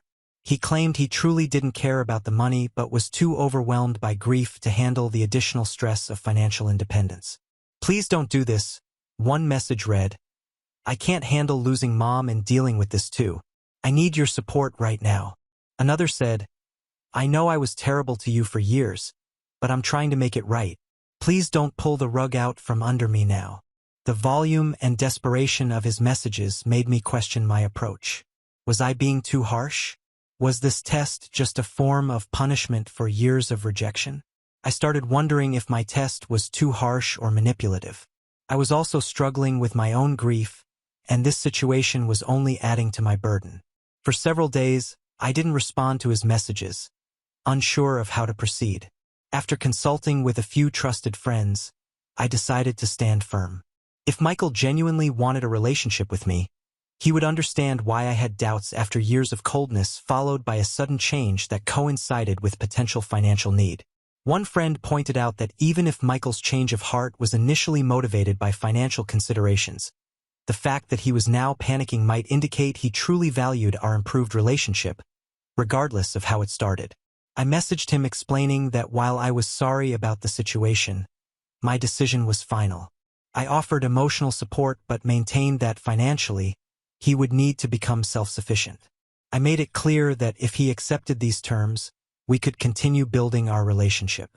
If not, that would tell me everything I needed to know. 7 days passed without a response. Michael was scheduled to visit that weekend, and normally I would purchase his flight tickets, but this time I didn't. I wondered if he would still come without the financial incentive. To my surprise, Michael did arrive that weekend, having purchased his own ticket. When I opened the door, he immediately hugged me, tears streaming down his face.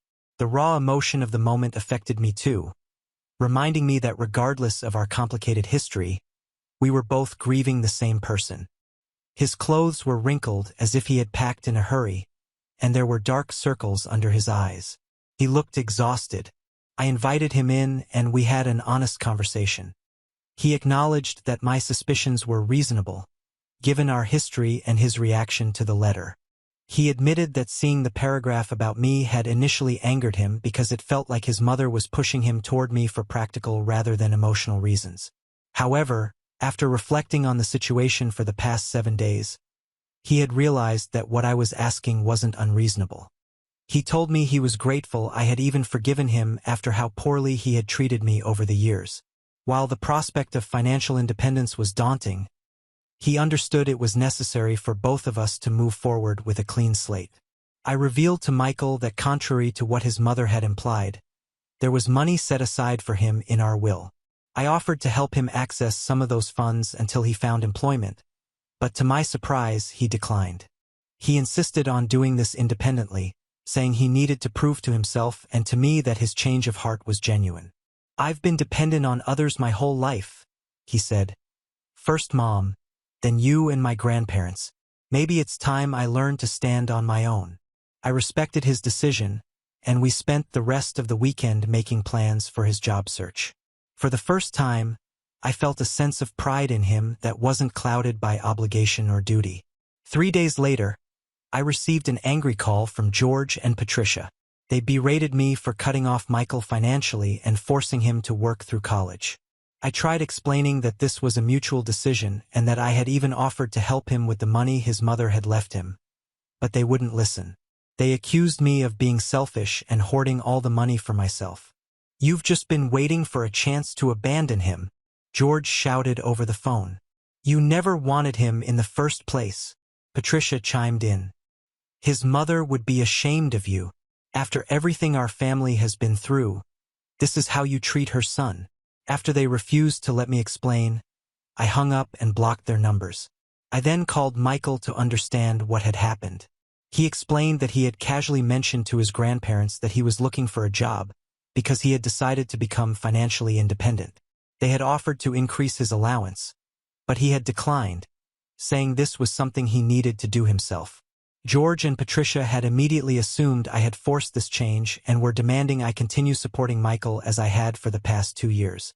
I told Michael I didn't feel I owed his grandparents an explanation. This was between him and me. If he was comfortable with our arrangement, their opinion didn't matter to me. Michael apologized for the misunderstanding and offered to speak with his grandparents, but I suggested he focus on his studies and job search instead. Their reaction, while unpleasant, had an unexpected benefit. I no longer felt obligated to maintain contact with them.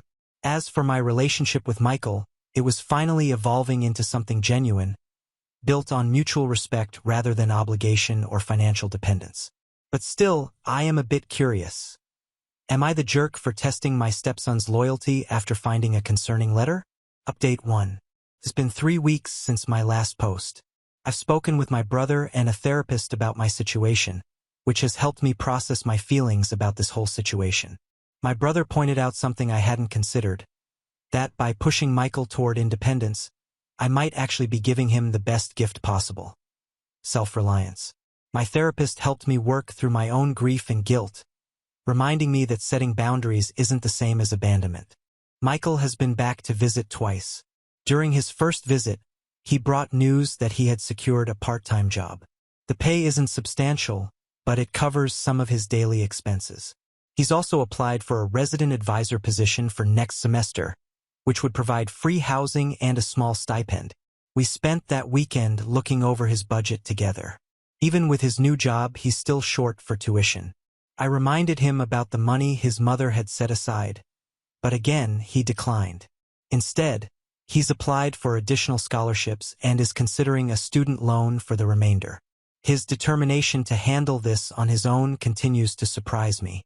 During his second visit, Michael brought a folder containing all the scholarship applications he had submitted. There were nearly 20 of them, each requiring essays and recommendations. He had organized everything meticulously, with spreadsheets tracking deadlines and requirements. This level of responsibility was something I had never seen from him before. What's been most surprising is Michael's reaction to his grandparents' behavior. He called them directly after learning what they were doing and told them in no uncertain terms to stop interfering. According to Michael, the conversation didn't go well. They accused him of being brainwashed by me and threatened to cut off his allowance if he didn't come to his senses. Michael told them they could keep their money, further strengthening my belief that his change of heart is genuine. He later told me that standing up to his grandparents was something he should have done years ago, especially when they were undermining my relationship with his mother. They always made me feel like I had to choose between you and my dad's memory, he admitted during our conversation. I never realized how unfair that was until now. Now on to the next story. Story 8. Wife wants to have a baby with a guy I can't stand who lives with us after his accident. When I said no, everyone called me selfish until he surprisingly took my side. Short version of the story. I've been in a 5-way polyish relationship for many years. Wife wants to have a kid with one specific person, and I don't really like him. Not sure how to put my foot down without seeming like a controlling jerk. Longer version. My wife, 34F, Lori, and I, 35M, have been together for 16 years and married for 13, and our relationship has been open since the day we met in college. About 8 years ago, we met another couple, Kyle, 34M, and Andy, 33F, who were also open and poly, and we hit it off right away. In 2012, Andy got pregnant, and after a bit of math, we realized that I was probably the father. After discussing our future, we had a commitment ceremony in July 2012 and have all been a family ever since. When that occurred, Andy already had 1 baby with Kyle, and Lori had 2 by me. On the periphery of all this was Joseph, 34M. Joseph and Kyle have been friends since college, and Joseph, Kyle, and Andy have had an intermittent sexual relationship since then. There was never anything serious there, but he was a regular third man in their threesomes. After the commitment ceremony, Joseph occasionally joined all of us for bedroom fun, but it was again an intermittent thing and nothing serious. So, it wasn't a huge surprise when Andy's baby turned out to be Joseph's and not mine. It was still a surprise, but it wasn't a problem. The baby was welcomed into our family, and Joseph became a more regular guest in our home. About a year after the baby was born, a few things happened that seriously changed things. First, both Andy and Lori got pregnant again. As we'd later learn, Andy's baby really was mine this time around, and Lori's baby is Kyle's. Shortly after that, Joseph was involved in a very serious motorcycle accident. He was hospitalized for nearly 2 months, lost his job, lost his apartment, and needed a lot of help. We ended up moving him in as a temporary thing to help him out. That was a year and a half ago. He's still here. Kyle is happy to have his old friend around all the time. The women both like him a lot. The sex is great between all of them, etc. 3 days ago, Lori was hinting around that she needed to talk about something serious but didn't know how to approach it. After a bit of discussion, it came out. She wants to have one more baby, and not just anyone's baby. She wants to have Joseph's baby. She wants to go off the pill and have Kyle and I either abstain from having sex with her or have only condom-protected sex until Joseph gets her pregnant. When I asked her why, she just shrugged her shoulders and said that she loved him too and that it was only fair. She said that Andy had a child by each of the 3 of us and that she wanted to have a child by each of us too. After a bit more discussion, it came out that the idea was his and that he was feeling left out because he didn't have a child with her. Putting aside the childish notion that babies should be created solely to placate someone's sense of fairness, I have a few serious problems with this. First, we already have 6 kids in the house, which is already a bit much at times. I thought we were all done having kids, and I'm not sure I really want any more. Second, there is no commitment to Joseph. Where the rest of us have gone through a commitment ceremony to join ourselves to each other, he hasn't. But the biggest is also the simplest. I don't really like the guy. Never have. He's got this odd vibe and has always struck me as a bit untrustworthy. He honestly reminds me of a shady used car salesman.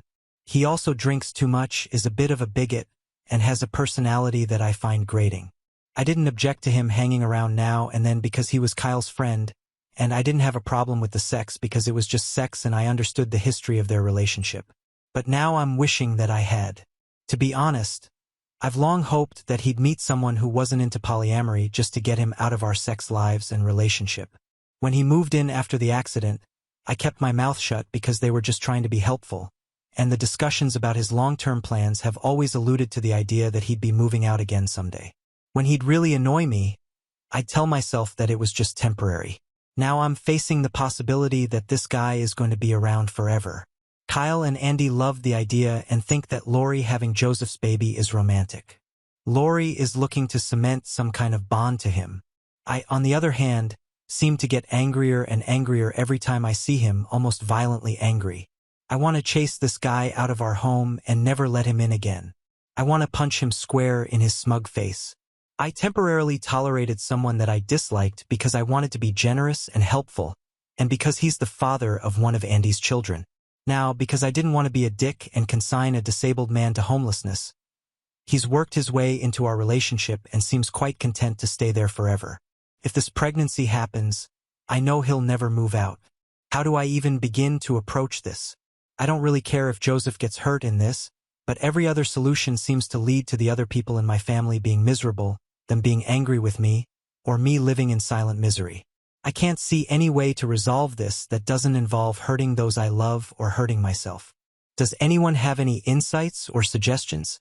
I don't want to lose this wonderful family that we've built, but every route I see seems to do it harm. What do you do when every other member of your family wants to include a new person into the family, and you don't? Update 1. Thank you everyone for your responses.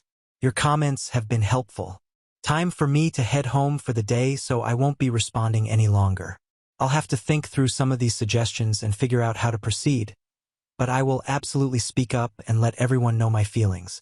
It may be too late and the damage may be unavoidable, but it has to happen. Update 2. After I got home, I told Lori that we needed to talk, and that we needed to seriously discuss some things before there was any more talk about babies. I told Andy and Kyle that we needed to have a meeting in the morning to discuss Joseph, but didn't want to go into it tonight because he and all the kids were home.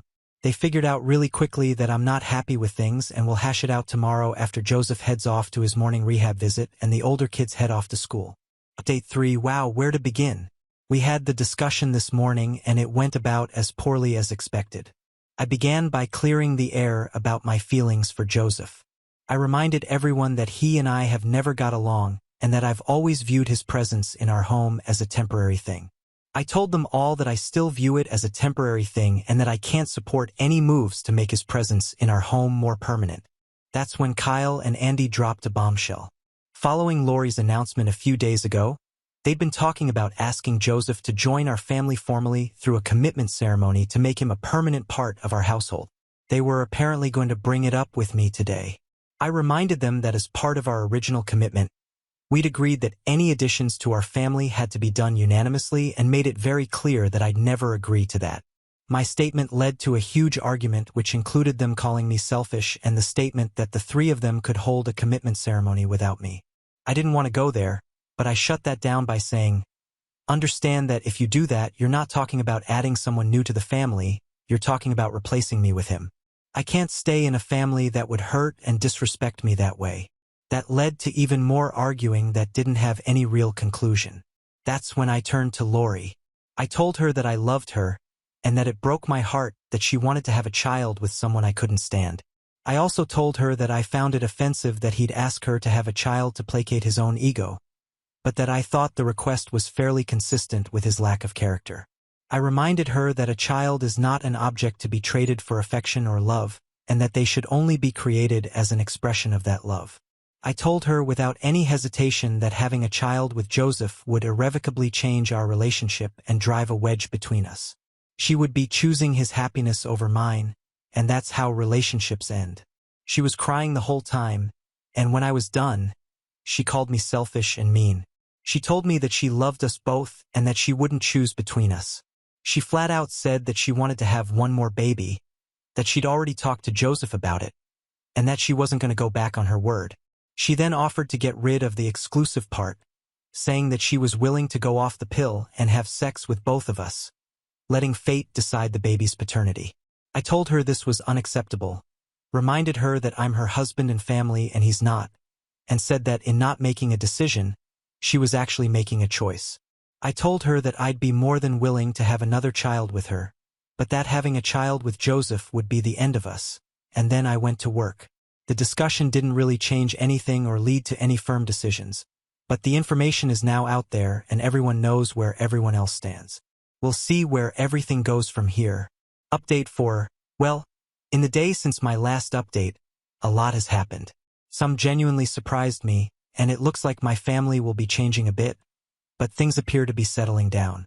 I should mention that this will be my last update.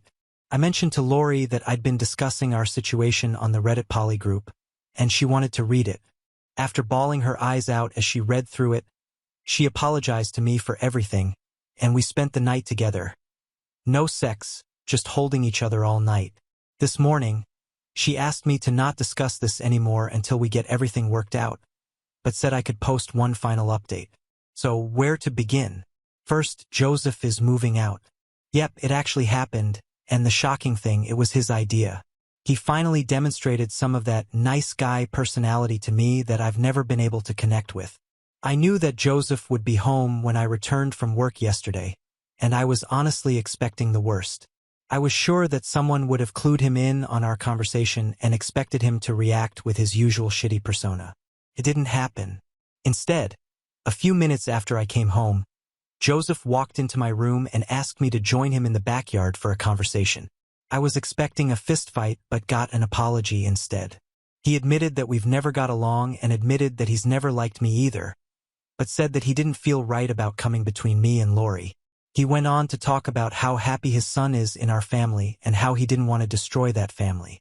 At the same time, he talked about how much he loved living with his son and how he really didn't want to go back to only seeing him once a week.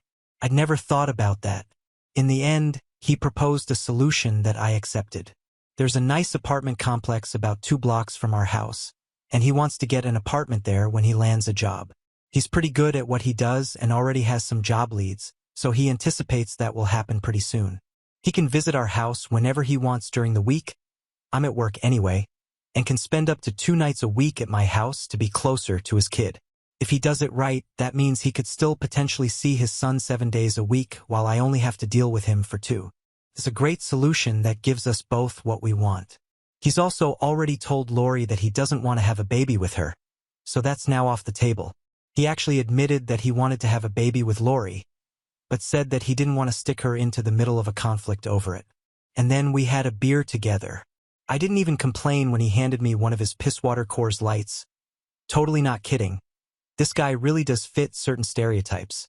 My low opinion of the guy went up a notch. As for Lori, she was a tearful mess for most of the day apparently, and Joseph taking the baby off the table was fairly devastating for her. After I got home and we talked a bit, she unloaded her soul and let me know just how much she wants another baby and how much it hurt her that neither Kyle or myself want one with her. And then she felt even more hurt when neither of us even clued in on her level of hurt over it. After several hours of talking, we came to an agreement. We're going to have one more baby, but we'll wait another year for it. And interestingly, she wants it to be mine, not Kyle's or Joseph's. Kyle apparently doesn't have a problem with that at all. So what about her relationship with Joseph? Well, here's where polyamory and open relationships can get complicated. The commitment ceremony is off the table, but she still wants to date him and have some sort of a relationship with him. No babies, no pregnancy, just love and sex now and then.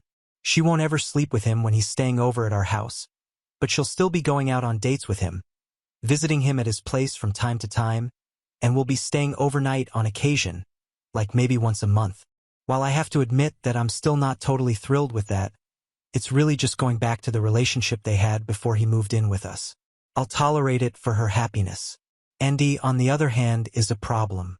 She is still furious with me over all of this and isn't showing any signs of backing down.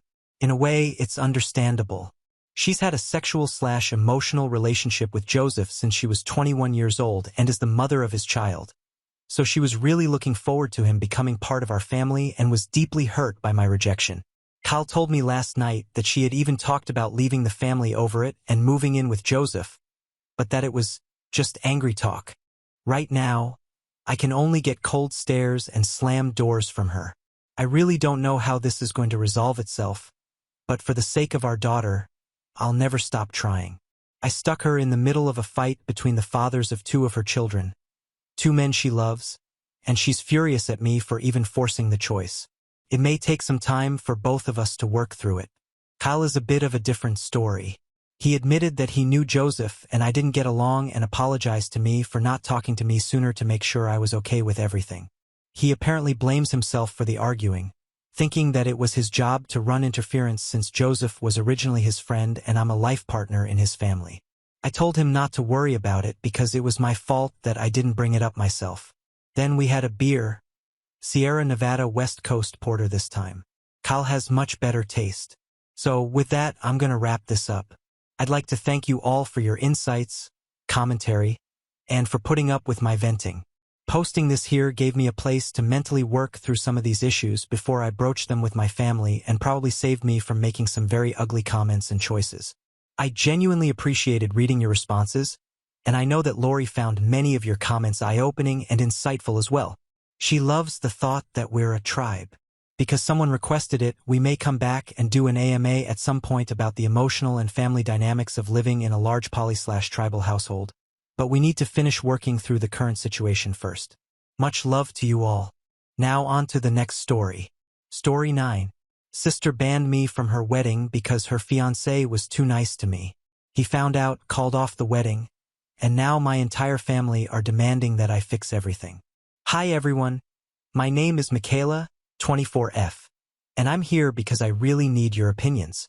So, I have an older sister, Leah, 29F, who was supposed to be getting married to Jonathan, 29M. Everything seemed to be going great with them. They've been together for years and we all thought they were perfect for each other. But recently, things took a really strange and unexpected turn, and now their wedding is off. The reason? Jonathan has refused to marry my sister because he thinks she's being cruel by not allowing me to come to their wedding. On top of that, Leah believes Jonathan is in love with me. I know how insane that sounds, but let me explain. To give you some background, I'm not close to my sister or my parents. It's not like anything dramatic happened to cause a fallout, but once I got into college, I kind of drifted away from them. In fact, I've barely been home since I moved out for school. Most spring breaks, instead of going back home, I'd either travel or head to my grandparents' house. It just felt like a better option than dealing with the awkwardness that would come from being at home. The thing is, my parents and sister are completely different people from me.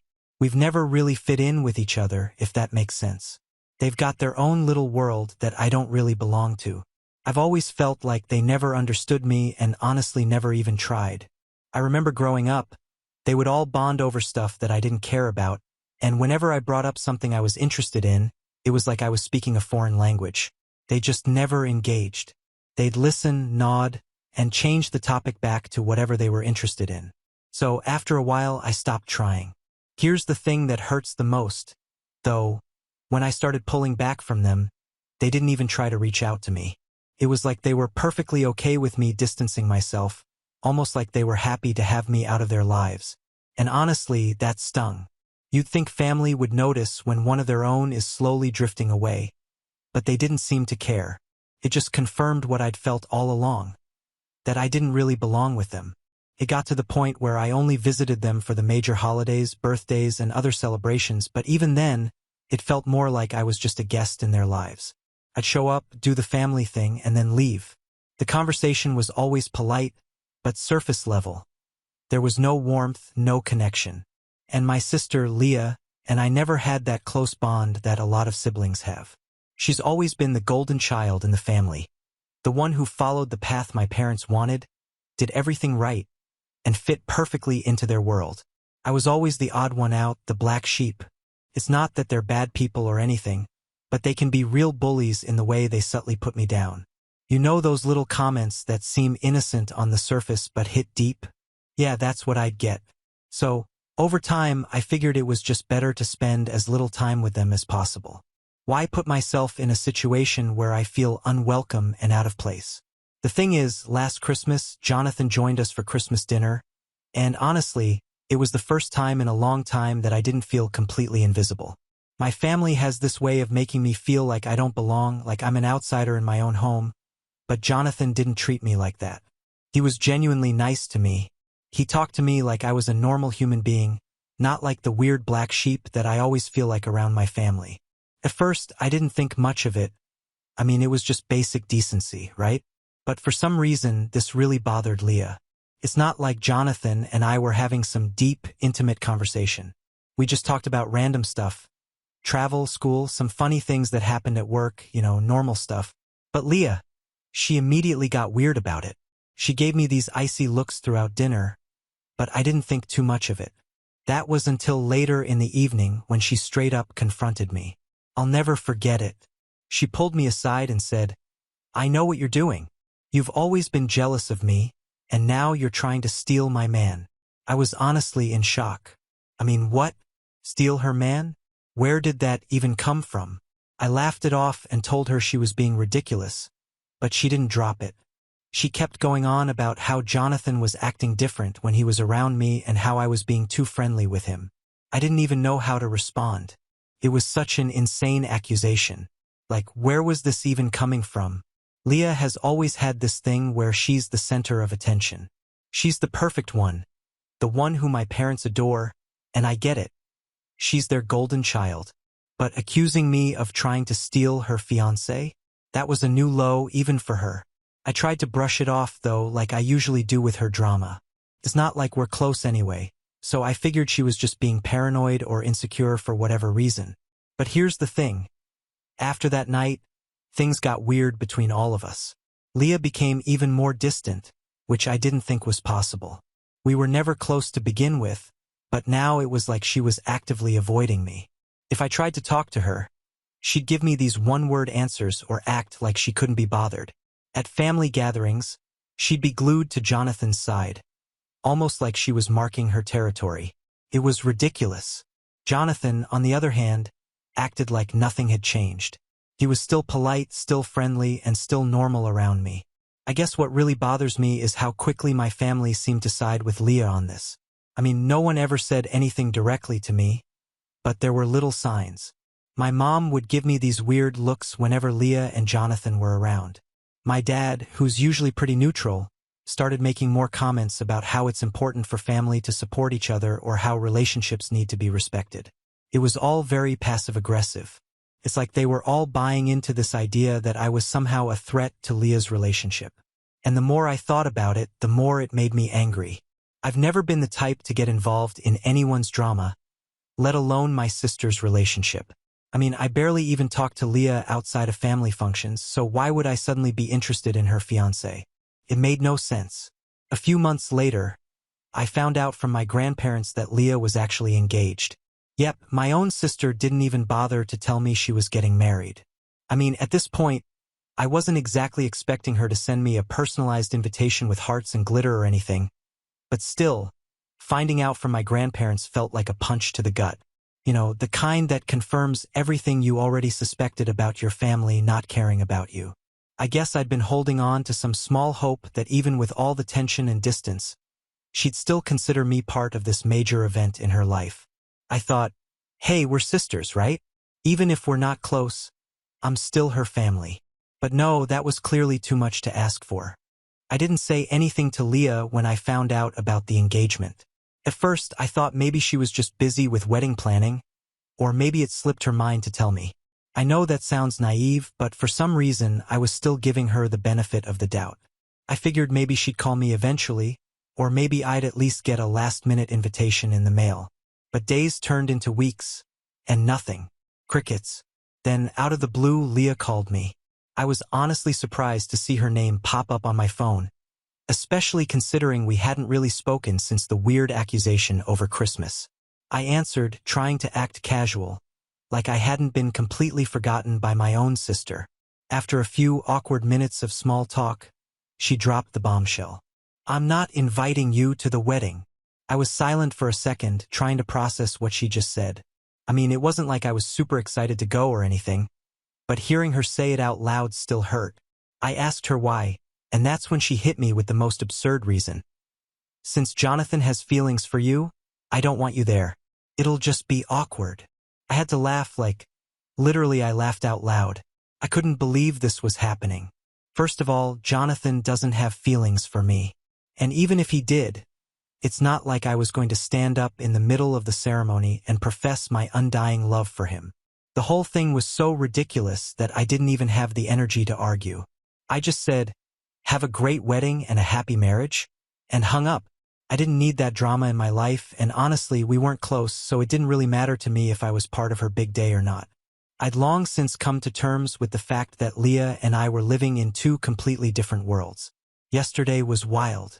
I think it was Leah's rehearsal dinner or something, and I had no plans to be involved in any of it. I mean, I wasn't invited to the wedding, and I'd already made peace with that. I was just going about my usual day when out of the blue, I got this frantic call from my dad. He's like, Michaela, you need to come down to the venue right now. No explanation, no details, just a demand for me to drop everything and go.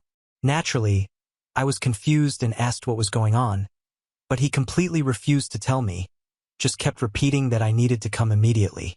At this point, I wasn't exactly feeling generous with my time or patience.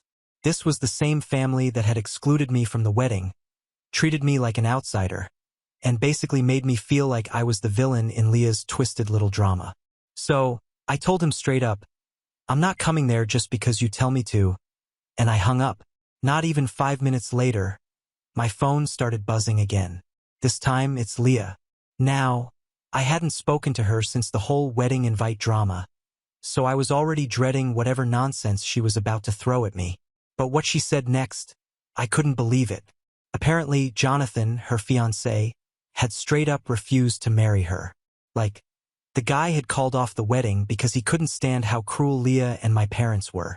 I mean, wow. The guy actually had the guts to see through all their BS and walk away. I was low-key impressed. But of course, Leah wasn't calling to apologize or anything. Nope, She had a completely different reason for reaching out. She wanted me to show up at the rehearsal dinner, or whatever was left of it, and pretend like we were one big happy family. The kicker? She wanted me to lie and say the reason I wasn't at the wedding was because I didn't want to be there, not because she had banned me. Basically, she wanted me to cover for her and make it look like everything was still picture perfect, even though her entire relationship was crumbling. I almost laughed in her face. I mean, after everything she'd put me through, accusing me of trying to steal her fiancé, not inviting me to the wedding, treating me like garbage, she now wanted me to swoop in and save the day? The sheer delusion of it all was mind-blowing. I flat out told her, "You're out of your mind if you think I'm going to do that." I could practically hear her jaw hit the floor through the phone. She tried to argue, but I didn't stick around to hear it. I hung up, put my phone on silent, and went to sleep like a baby. Jonathan calling off the wedding is like the ultimate karmic justice. I don't know the details of why he finally snapped, but I have a pretty good idea. Leah and my parents have always been controlling, manipulative, and frankly pretty mean-spirited. They've never been able to see past their own egos long enough to care about how their actions affect others. I guess Jonathan finally had enough. I almost feel bad for the guy. Almost. What really gets me, though, is how quickly Leah and my parents turned to me for help once things started falling apart. It's like they realized, oh wait, maybe we do need Michaela after all. Funny how that works. Huh? They didn't care about me when they were planning their perfect wedding, but the second the rug gets pulled out from under them, suddenly I'm important again. Yeah, no thanks. Today was unreal. I woke up to 117 missed calls and over 200 messages from my family. Yeah, you read that right, over 100 missed calls. My phone was literally blowing up from the moment I opened my eyes. The anxiety that washed over me seeing all those notifications? Not a fun way to start the day. Most of the calls were from my parents and Leah, and of course I wasn't about to dive into that mess right away. I ignored it and decided to start my morning as normally as possible, because honestly, who wants to deal with all that drama before coffee? But then I started to feel a little guilty, so I did the one thing I felt like I could handle at the moment. I called my grandparents back. They're the only ones in my family I have a genuinely good relationship with, and I knew they'd give me the lowdown without all the extra drama. As soon as my grandma picked up, I could hear the tension in her voice. She told me that Leah had been crying nonstop since last night. Apparently, Jonathan still wasn't budging and had completely cut her off, refusing to talk or listen. He was basically MIA. Leah's devastated, and my parents are in full panic mode, trying to salvage the situation. My grandma, bless her, gently suggested that maybe I should reach out to Jonathan to clear any misunderstandings. I almost laughed again. Clear any misunderstandings?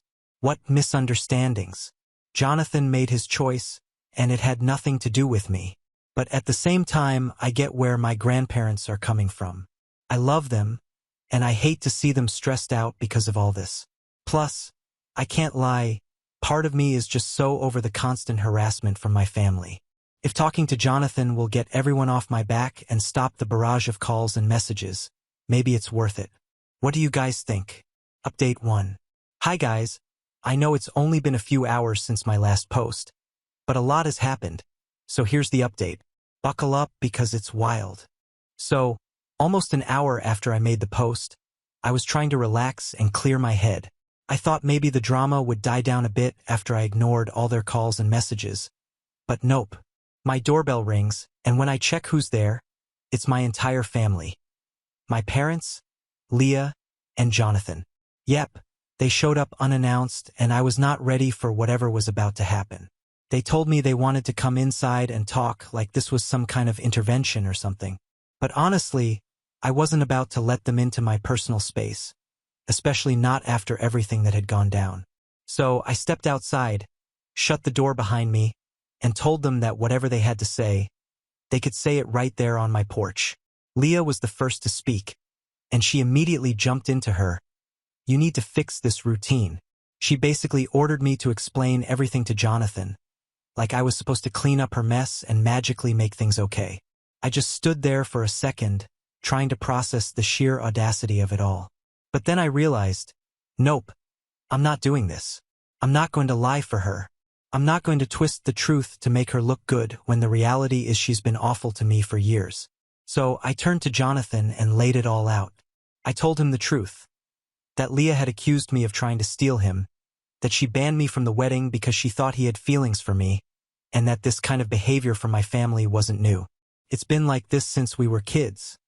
The manipulation, the blame, the toxicity. It's all part of the package. Jonathan stood there listening quietly, and I could see the wheels turning in his head. But then, out of nowhere, Leah completely lost it. She slapped me like, full-on open-handed slapped me across the face. I was shocked, but my first instinct was to slap her right back. I mean, come on, I've put up with her nonsense for years, and now this? But just as I raised my hand, Jonathan stepped in and grabbed Leah by the arm. He pulled her aside, away from me, and they started talking in hushed tones. I couldn't hear everything, but it was clear that things were about to get even messier. A few minutes later, Leah came back, and she was crying like, really crying. She looked at all of us, me, my parents, and Jonathan, and said that the engagement was officially over. Jonathan had broken things off for good. He told her they shouldn't see each other anymore, and he left. Just like that, he walked away, leaving Leah standing there in tears. And honestly, I did feel a little sorry for her in that moment. As much as we've never gotten along and as much as she's hurt me, I don't think anyone deserves to have their engagement broken off like that. It was a brutal, raw moment. But at the same time, I couldn't ignore the fact that this breakup was the result of her own actions. She pushed Jonathan to his breaking point, just like she's pushed me so many times before. So, there we were, standing on my porch. Leah sobbing, Jonathan gone, and my parents glaring at me like I was somehow responsible for all of this. I could feel their judgment, their disappointment, like they were blaming me for the fact that Leah's life was falling apart. It was like they thought I was the one who had caused the breakup, not Leah and her behavior. I didn't know what to say, and I definitely didn't feel like standing there any longer, so I just awkwardly mumbled something about needing to go inside. I turned around, walked back into my house, and shut the door behind me, leaving them all standing outside. And as soon as I closed that door, I just sat down and tried to process everything that had just happened. Felt like a scene out of a soap opera, but this was my actual life. I haven't heard anything from my parents or Leah since they left. I'm sure they're furious with me, and honestly, I don't know what comes next. Update 2. Hi guys. So a lot of you wanted to know more about what my childhood was like and why I've been so distant from my family for so long. Honestly, I didn't get into it in my original post because it's a pretty long story, but I figure now is as good a time as any to unpack a little of it. Maybe it'll help me understand things better, too. So, here's the thing. I have social anxiety disorder. Growing up, I always felt like something was off with me, but I never had the words to explain it. My parents, though, they were old school, the kind of people who believed mental health issues were just excuses. They'd say things like, "You're just being dramatic," or "You need to toughen up." If I was visibly anxious or having a panic attack, they'd call me weak or lazy, like I was choosing to feel that way. So, my entire childhood felt like I was constantly being punished for something I couldn't control. Things weren't any better with Leah. She wasn't just the golden child in our family. She was popular at school, too. She always had this big group of friends, and they all thought they were better than everyone else. I remember one time when I was about 15, Leah invited some of her friends over for a sleepover. I made the mistake of walking into the kitchen to grab a snack, and as soon as I did, they all went quiet and started giggling. Leah looked at me and said something like, "Oh, look, it's our little hermit. She doesn't even know how to talk to people." It might sound small, but that kind of stuff was constant. I was always the punchline to their jokes, and it hurt so much more because it was my own sister who led the charge. There were so many moments like that where she'd mock my social awkwardness, and instead of standing up for me, my parents would just laugh or brush it off like it was all harmless fun. But it wasn't fun for me, it was humiliating. When I got to high school, things got even worse. I remember this one particular day, I had a huge presentation for English class. Now, for someone with social anxiety, the idea of standing in front of the whole class and speaking was my worst nightmare. I couldn't sleep the night before, and when the morning came, I was physically sick from the anxiety. I told my parents, and they basically told me to suck it up and go. I ended up stuttering my way through the presentation while the class laughed, and by the time I got home, I was in tears. My parents' response? It's just a presentation, Michaela. Stop making a big deal out of everything. That was their go-to line. I was always making things into a bigger deal than they were, according to them. By the time I went to college, I was mentally exhausted. I knew I needed help, but my family had made me believe that seeking help was weak. It wasn't until I started seeing the counselor on campus that I realized what I was dealing with wasn't just in my head. The counselor listened to me, really listened, and for the first time, I felt like someone understood what I was going through. She recommended that I see a psychiatrist to get a proper diagnosis, and honestly, getting that diagnosis was such a relief. Knowing that what I was feeling had a name, social anxiety disorder, was a game changer. It meant that I wasn't just being dramatic or looking for attention, like my family had always claimed. After seeing the psychiatrist, I started therapy, and slowly but surely, things began to improve. I learned coping mechanisms like how to handle panic attacks, how to communicate my needs without feeling ashamed, and most importantly, how to set boundaries with people who didn't respect me. That's when I really started pulling away from my family. I realized that being around them was triggering my anxiety and that I needed space to heal. So, I stopped coming home for every little thing. I stopped answering every phone call and text. I started choosing myself, and for the first time, I felt like I had some control over my life. But of course, my family didn't see it that way. To them, I was abandoning them, being selfish and ungrateful. They never once asked me why I pulled away or if I was okay. Instead, they just accused me of being distant and dramatic, just like they always had. Leah, of course, continued to be Leah. Whenever I did come home for holidays or birthdays, she'd make snide comments about how I thought I was too good for the family now, or how I was so dramatic for not visiting more often. Things with my family are still strained, though. I keep them at arm's length because every time I try to let them in, they hurt me again. My parents still don't acknowledge my anxiety is real, and Leah's, well, she's still Leah. Even after all these years, she hasn't changed. If anything, her behavior during this whole Jonathan debacle just proves that she hasn't grown or learned anything. She's still stuck in the same toxic patterns, and I'm not about to let myself get sucked back into that. So, yeah, that's a bit more context on why I've kept my distance from my family. It's not easy, and part of me wishes things were different, but at the same time, I've learned to prioritize my own well-being, and honestly, that's been the best decision I've ever made. Update 3. Hello everyone. It's been a month since I made the original post, and I finally have a few updates.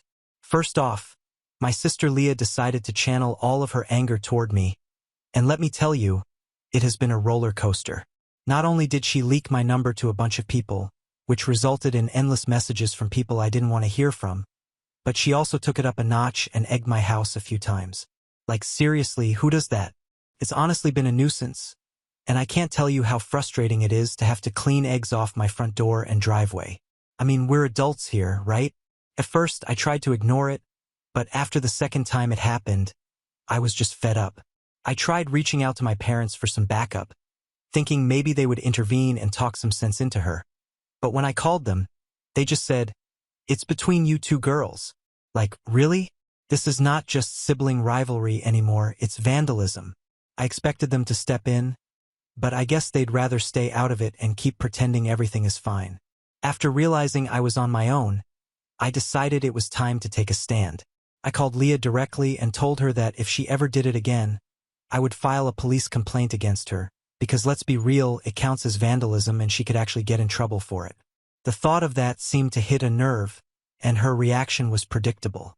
She launched into a tirade, calling me a bunch of names and saying how I was being dramatic about everything. I mean, does she even hear herself? It's like she thinks she can just throw a fit and I'm supposed to take it. I hung up feeling a mix of relief and frustration. It was exhausting to deal with her, but at least I got my point across. Surprisingly, she hasn't bothered me since. I don't know if she's scared of the police or just too busy plotting her next move, but I'll take the piece. Now on to the next story. Story 10. Am I wrong for not cooking Thanksgiving dinner and spending the day at the beach instead? I, 27F, have solely been responsible for cooking Thanksgiving dinner for 20-plus people for the last 8 years. I do all the shopping, cooking, and setting up. Months before Thanksgiving, I start looking at grocery prices and tweaking recipes to fit dietary restrictions. Caribbean family, vegans and pescatarians, meat eaters. I also make enough for the college-aged kids to have leftovers. I usually make 3 turkeys, 2 party pans of mac and cheese, and a party pan of mashed potatoes, stuffing, green bean casserole, collard greens, yams, mini seafood quiches, stuffed mushrooms, rolls, and a salad from scratch, plus all the desserts, apple pie, sweet potato pie, cheesecake, homemade ice cream, and breads, also from scratch. I start making stock and doughs Tuesday night. I bake my bread for stuffing and make my cheesecake and pies Wednesday after work. I cook all day Thursday so we can sit down and start eating by 4.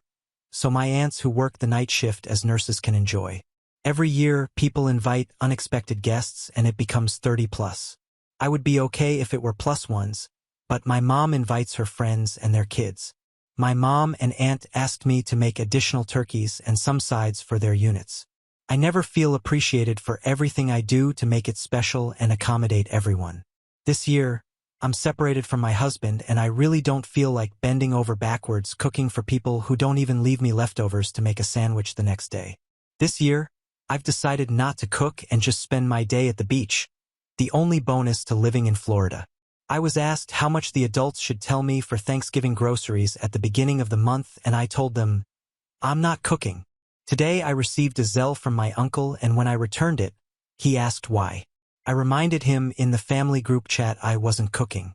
Now they want me to cancel my plans and cook. Am I the H for not wanting to? Edit 1. This is my favorite holiday, but my separation has left me emotionally exhausted and without any passion to cook. Edit 2. I don't actually mind the cooking for my family. I look forward to it. The unexpected guests a little. The thing bothering me is that I expected to do this year is that I wanted to celebrate the only holiday I look forward to with my husband. I wanted to share the dishes that I love and scheduled chaos with him. I'm upset because I don't get my husband. They may not understand it, but I took on this holiday because I enjoyed it. Comments where OP has replied. Commentator mentions that everyone relying on OP for all food is insane and they should all bring dishes to OP. It's partially my fault since I'm neurotic when it comes to this particular holiday. I want traditional American food and they revert back to Caribbean roots. When I first started it was just family and I. That was 15 people. Now after a few marriages it's 20 base. That's without the 3 leaving to work the night shift at hospitals. I genuinely enjoy it but with the stress of my separation, I mentally do not have the fortitude to do it. A regular dinner for myself is hard enough to put together. We rotate holidays. New Year and at Aunt 1's house, Easter and Christmas Eve at Aunt 2's house, 4th of July at Aunt 3's, and Thanksgiving at mine. Commentator asks how TFOP cooks 3 turkeys. OP. I start with a spatchcocked one early in the morning for leftovers. I start the whole one at 11 a.m. and pull it out at 3 p.m. for dinner and the table. For the third, I break it down into 6 pieces, also use it for leftovers. That one goes in when I pull the whole one. More on the emotional toll this is taking on OP. I've been going through a separation. I've lost 30 pounds this year because I don't have the passion I once had to cook nor an appetite. They've noticed my lack of cooking and commented on it. I'm usually okay with cooking for that many, but the emotional toll the separation has left me leaves little to no energy for anything but work and necessities. I eloped last year and they don't acknowledge the relationship being significant. I mentioned not cooking over the summer because I'd be with my husband, but in late October I was clear I wouldn't cook and to make other arrangements. Commentator asks how long they have known OP is not cooking. OP. I told them late October. I reminded them mid-November and today when I received the money. On delegating. OP. I tried delegating in 2021 after surgery and it was a mess. Even though I was in the kitchen showing them how to do simple things like grate cheese or pass the potatoes through a food mill, they have all the recipes and exact ingredients down to the brand but choose to substitute cheddar with Velveeta and ask why it doesn't taste the same. Someone says OP's mom should cook this year and OP's response made them spit out their drink. OP. The last good thing my mom made was breast milk. She's permanently banned from the kitchen due to almost fires and food poisoning instances. OP is voted NTA. Update. Excuse typo. Currently enjoying the small 4-pack of Woodbridge wine while watching The Crown with my husband by my bedside. More on that later. I actually listened to you guys and I didn't cook. The weather wasn't the best, so I didn't end up at the beach, but sat by the pool, did some work and journaling. I enjoyed margaritas by the pool and wine at dinner. I don't know how I was able to drink all day and get everything done by 4 p.m. Dinner was late. We didn't end up eating until 6 p.m., so the people who worked that night just took to-go plates and couldn't eat with us. My mom called a few times from the kitchen asking how to turn on the oven, make a pre-made ham and turkey. My aunt asked for the recipes that I previously emailed and asked if I could come over and supervise. I ignored the calls and texts. I did end up carving 2/3 turkeys and helped clean up and went back to bed. My mom's friend ended up bringing herself and 6 other people empty-handed. The creepy family friend did the usual. Show up empty-handed, eat, grab to-go plates and leave. My cousins were bummed they didn't get leftovers for finals. They were also shocked to see that their favorites weren't made and it didn't taste the same. No one took leftovers home besides my mom's friends. They cleaned us out. I think they finally realized how much goes into it because my aunt complained that she had to go to multiple stores even though she was making 1/3 of the food. My mom ordered from the fresh market and that was too much. Thanksgiving Day, my husband and I spoke and had a great conversation about moving forward with the separation, what it's going to look like for us financially, and a rough timeline of when we should be legally divorced. Saturday morning, I get a call from my husband's local hospital saying that he got injured while running. He had a stress fracture that resulted in a complete break in multiple places and needed surgery. Since I'm legally still his wife and he has not updated his emergency contact, I flew up and I am currently at his bedside hoping I can get his family out here to take over. He didn't expect to wake up with me being there but was happy and thinks we should try counseling. All in all, I'm emotionally drained working from his bedside. I should be able to take him back to our house tomorrow and get him set with his family and friends to take over. It's been nice being in a cold city and seeing him after so long, but I'm sure this marriage is over. Thanks for all the advice. My therapist actually told me I have to start putting myself first and this was a good first step. Comments where OP has replied. Commentator asks about people taking leftovers. OP. It's polite in my culture to send guests home with food/snacks, even for a casual visit. I've sent people home with something as little as a few plantains or a few pieces of fruit. We make so much because it is common for people to stop by unannounced for holidays. My creepy uncle has brought Tupperware or asked for leftovers at formal events. He's a physician and I've seen him do it at fundraisers I've attended for work. Commentator expresses hope that OP gets counseling and starts putting herself first. OP. I called my therapist when I landed and she literally said, "We just talked about this. Why did you drop everything?" And I said, "I'm still his wife and he'd do it for me." Which is true. My nail lady called me a dumbass and asked to pick up something from a store here we don't have back home. Commentator asks why OP separated from her husband. OP. Different religions, backgrounds, and cultures. Honestly, we care about each other, but between communication issues and the fact that everything was rushed, we never really got to know each other. And after a few blow-ups where both parties said or did something inexcusable, it's better for us to call it quits now before we truly despise each other. We're back to a point where we can speak without attorneys and clearly I'm here caring for him, although sleeping in one of the guest rooms versus what used to be our room. We just don't want to go back to where we didn't recognize ourselves or each other. Commentator says just because OP is his emergency contact doesn't mean she has to go to him. Yeah, but that's still my husband. I personally felt like I had a moral obligation to be there until we could get his family stateside. He needed surgery and I know how much medical situations freak him. Plus, this also saved me the cost of shipping some of the items I still have here. Commentator asks if he would do the same. He has done so recently as well. I was hospitalized for dehydration a few weeks ago when things were contentious and missed mediation because of it. He left a work trip to be by my side even though it was minor. We don't hate each other, we just don't work as a couple. Now on to the next story. Story 11. I'm asexual and caught my girlfriend cheating with her engaged friend. so I took her out for a romantic dinner and exposed everything in front of everyone. My girlfriend and I have been together for 5 years, and I was planning on proposing to her before all of this happened. We met in college, and now that we've both graduated and have good jobs, it seems like it's the right time to take the step forward. She was practically everything I wanted in a partner. She was kind and funny, and she always put other people before herself. I have wanted to start a family practically my entire life, and she seemed like the perfect partner to do that with. She wasn't the first woman that I had been with, but I was the first guy she had been with. Just a little backstory about me. I've never really felt the drive to have sex that a lot of other men do. I see in popular media how it's almost a compulsion that a lot of guys have. I've always felt somewhat indifferent towards it. Through some friends, I've been able to come to the conclusion that I might actually be asexual.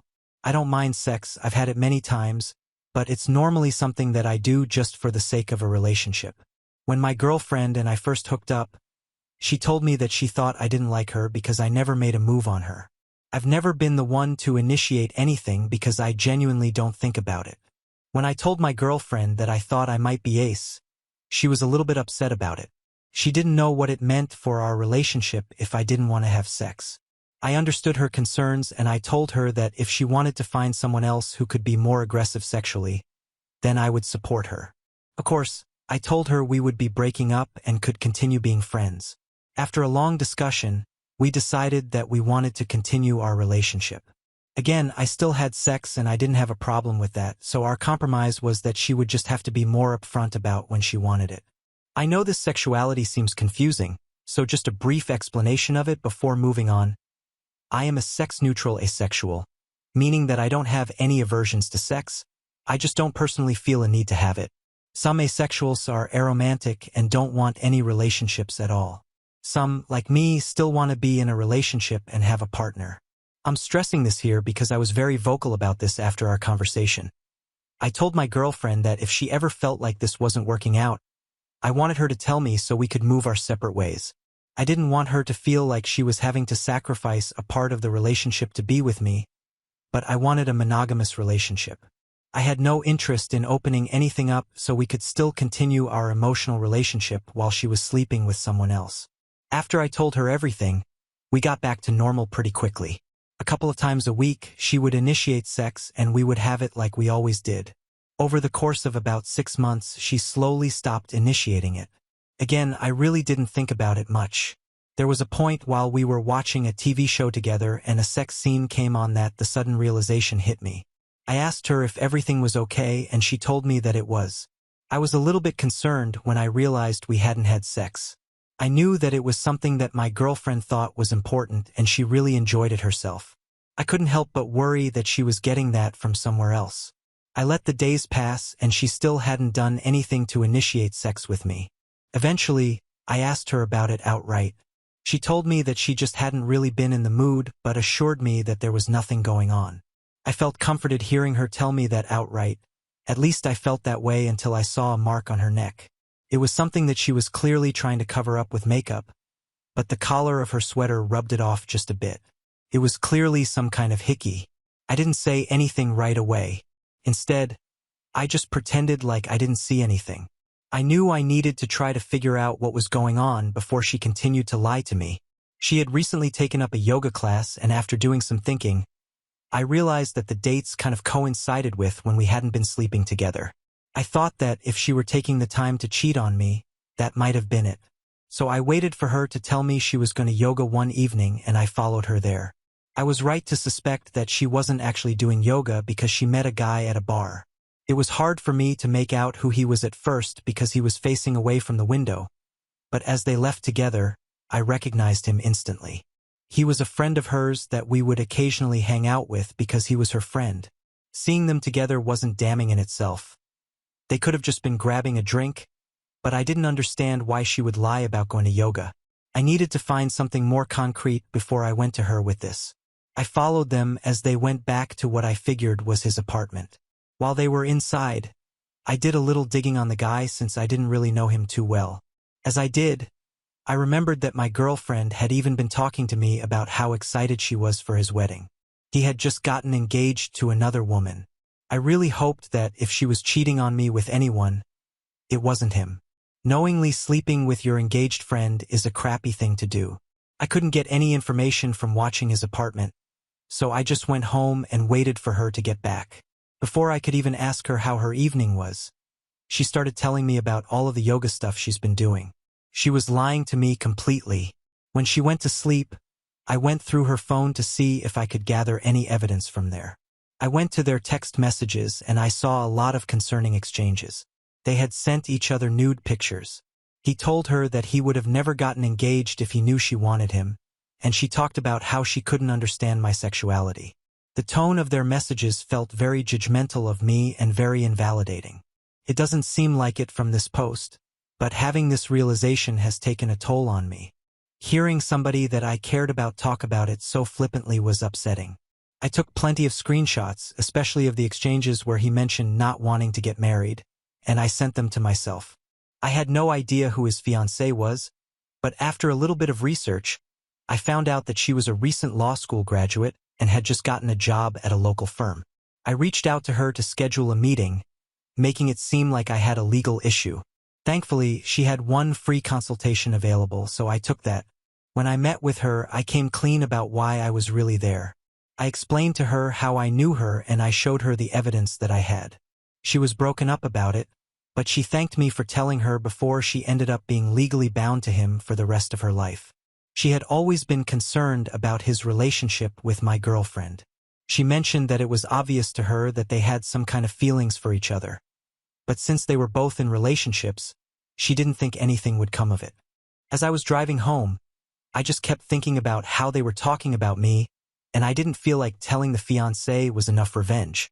I wanted to do something to really hurt them. Like I said earlier, I really was planning on marrying her. I had a ring and everything. My girlfriend loved the big romantic displays, so I figured I'd give her one. I knew that the man she cheated on me with was about to get dumped by his fiancée, and I wanted my girlfriend to have a similar experience. I took her out to a nice restaurant, and at the end of the evening, I paid the band to play our song. When it came on, she commented on it, and I told her I orchestrated it for the evening. I got down on my knee and I started out pretending like I was proposing. She was very excited and smiling while crying. Everything about her reaction made it seem like she would have married me. If that was the case, why cheat on me? I stood up before I asked her the final question, and I told her that was what might have happened if I didn't find out she was sleeping with another man. Her face completely fell, and all of the people who were watching us with happy smiles immediately turned away. I explained how I knew everything, making no effort to keep my voice down. One of the staff at the restaurant actually had to escort us out because we were causing a scene. I broke everything off with my girlfriend after that and kicked her out of our apartment. She has messaged me countless times begging me to give her another chance. She tried to explain her actions by telling me that she felt like it was my fault. I'll admit a huge part of it might have been. I didn't even realize we weren't having sex until it had been weeks since we stopped. But I told her from the start that she should tell me if she wanted out. It seemed like she wanted to be with me while also sleeping with the other guy, and I wasn't okay with that. I ended up blocking her number, but she continues to call me from burner numbers that she downloads. I'm planning on changing phone plans to get a new number and moving out of my apartment so she won't know where I am. Now on to the next story. Story 12. Friend didn't invite me to his wedding. Then his wife asked why I didn't RSVP. Turns out he always hated me and only sent a last-minute text invite knowing I couldn't make it. A friend, Greg, 28, in my circle of friends met Shannon, 28, about 5 years ago, and they immediately hit it off. Everybody instantly fell in love with Shannon because she's friendly and really fun to hang out with. They were everybody's favorite couple and really made our hangouts much more fun. We all knew they were perfect for each other. They both made our crew that much better. The engagement was expected but much welcome news. Our friend's circle was buzzing about the inevitable wedding. Then the invitations went out. You know those save-the-date magnets that people send out? Well, it really sucks seeing them on everybody else's fridge when I visited friends, knowing I didn't get one and wasn't invited. Feeling left out really sucks, but it gets worse. I completely understand how stressful wedding planning is, and I believe nobody should feel that they have to invite people they don't want to their wedding. It's their day and their ceremony, and they shouldn't have to have people there who they don't want there. I didn't cause a fuss or express to anyone that I was hurt, that I felt excluded from the wedding and by extension excluded from the group. I didn't want to be looked on in an even worse way that I feel I was apparently being looked at. But one friend actually stood up for me. When their wedding came up in conversation and people talked about booking flights and rooms, destination wedding in New York City, eventually I was asked if I booked yet. I said me and my girlfriend weren't invited.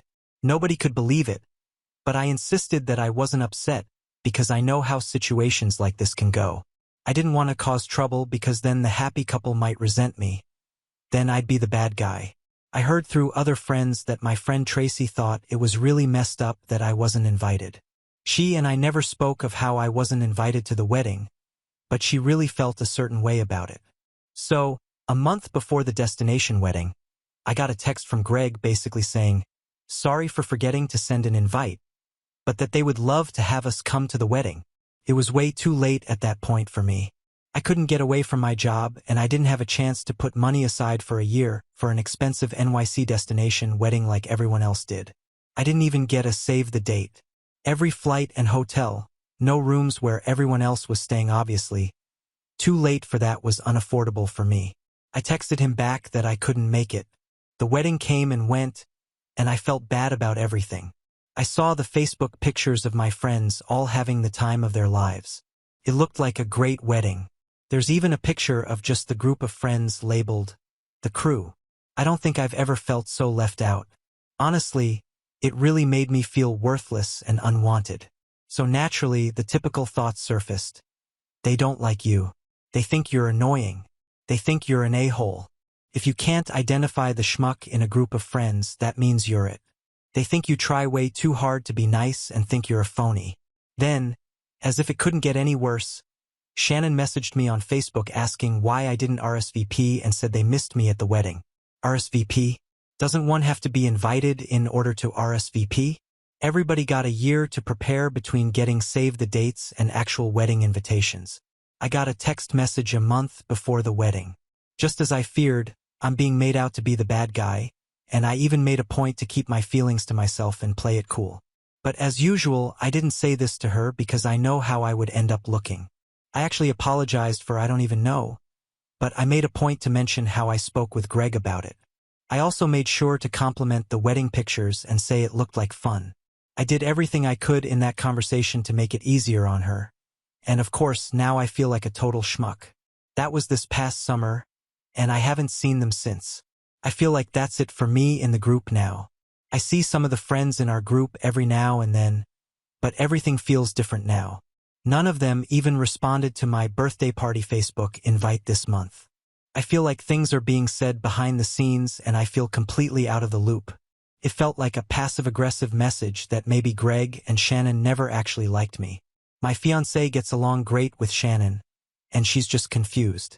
Seeing her confusion just makes my heart break even more, because she's a sweetheart who's never offended anybody in her life. I wish I could break it to her that I'm just the guy in the group that Greg and Shannon think sucks. But I don't know how and I feel like a complete loser who deserves this.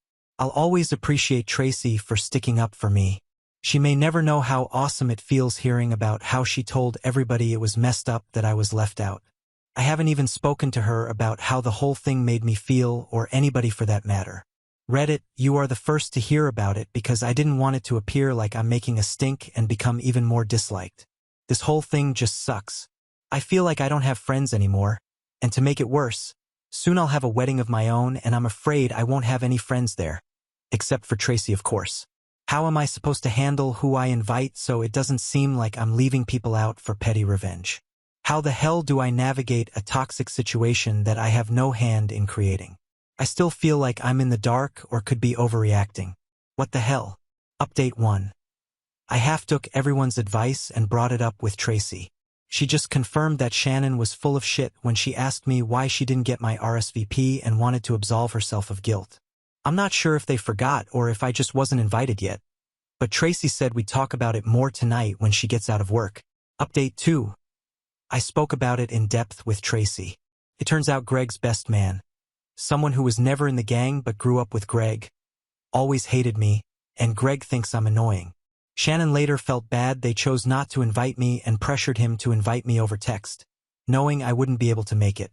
Also, it wasn't only Tracy who thought it was wrong that I didn't get an invite, and the chatter is what made Shannon ask me why I didn't RSVP to make it seem like my invite was lost in the mail. It feels better knowing this because, like I said, they don't have to have people they don't want at their wedding, but knowing Greg doesn't like me hurts because I always thought we were friends. Turns out he's the phony. Unfortunately, everybody else, except for Tracy and a few others, like Greg more than me, so they kind of felt like they had to choose a side after Tracy, and a few others, it turns out, brought up why I didn't get invited.